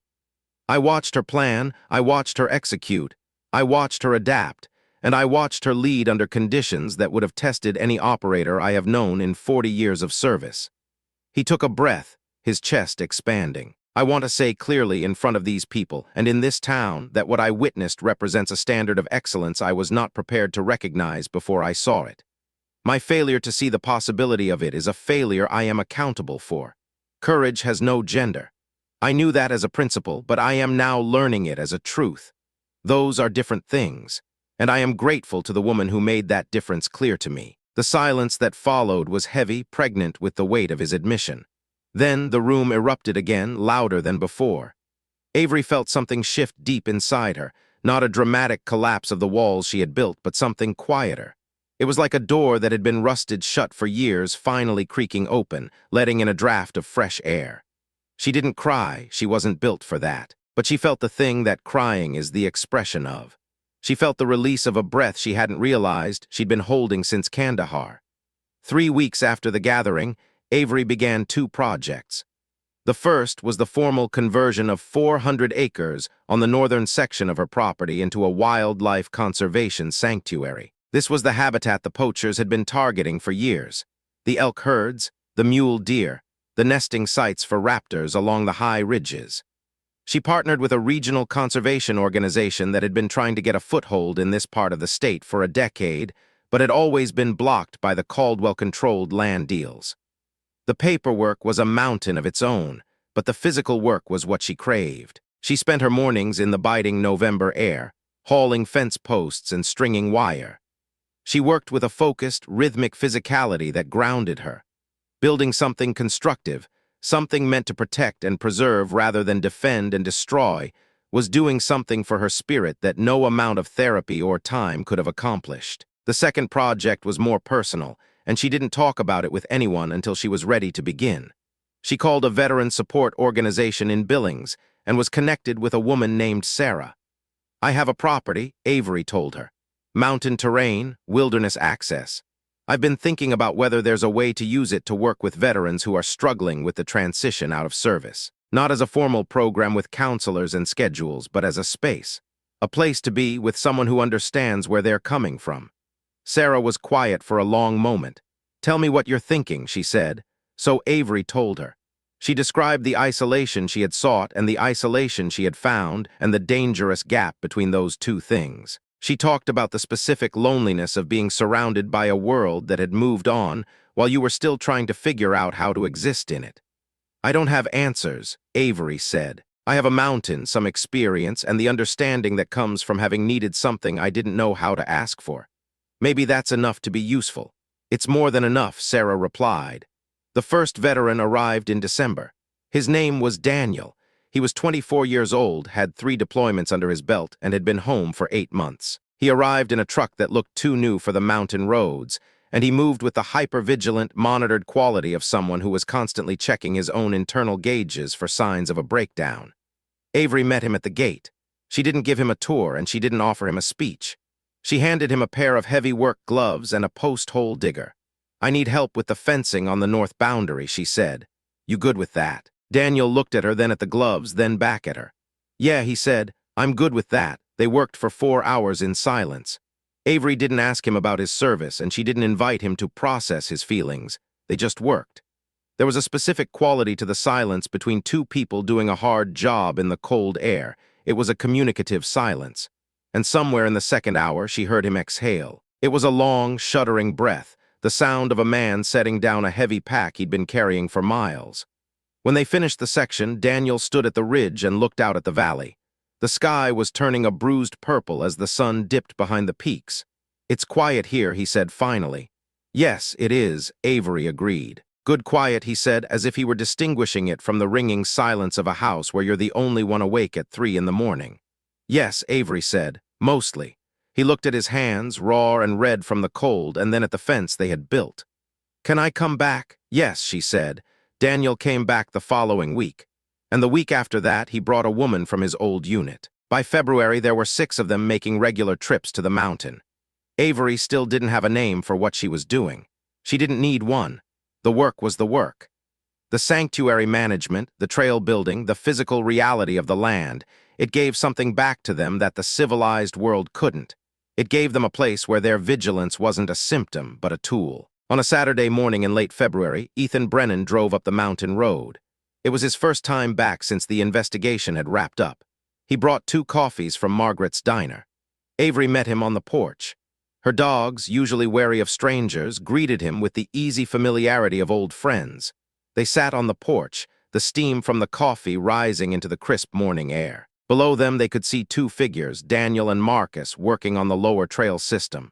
"Veterans?" Ethan asked. 2 of them, Avery said. "They've been coming every Saturday for a month." Ethan nodded, taking a slow sip of his coffee. "How are you doing, Avery?" She considered the question. She didn't give him the social reflex. "Better than I expected," she said. "Not as well as I'd like. Somewhere in the middle, which I think is where I'm supposed to be." "The investigation is holding," Ethan told her. "3 more indictments coming this week." Caldwell's legal team tried to move the trial to a different district, claiming they couldn't get a fair shake in Montana. The judge shut them down in 10 minutes. Wade Mercer testified last Tuesday, 3 hours on the stand. "I'm told he didn't hold a single thing back." "He wouldn't," Avery said. Ethan looked out at the fencing, the trails, and the young men working in the valley. "You built something real here, Avery. You took a situation that was designed to destroy you, and you turned it into purpose." "Purpose," she repeated softly.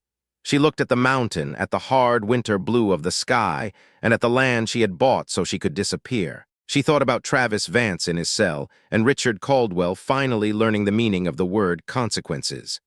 She thought about the 11 lives that had been buried in the dark, and the fact that they were finally in the light. She thought about the woman who had arrived here 14 months ago, desperate for a world small enough to hide in. That woman was gone. The mountain hadn't given Avery the escape she wanted. It had given her the arrival she needed. She had come here to hide from the world, and instead she had found her place in it. She stood up, the cold air filling her lungs. She looked at the valley one last time, the quiet, the good quiet, settling over the mountain like a blanket. She had never needed anyone to know her name to do what was right. She had only ever needed to know it herself. And now, finally, she did.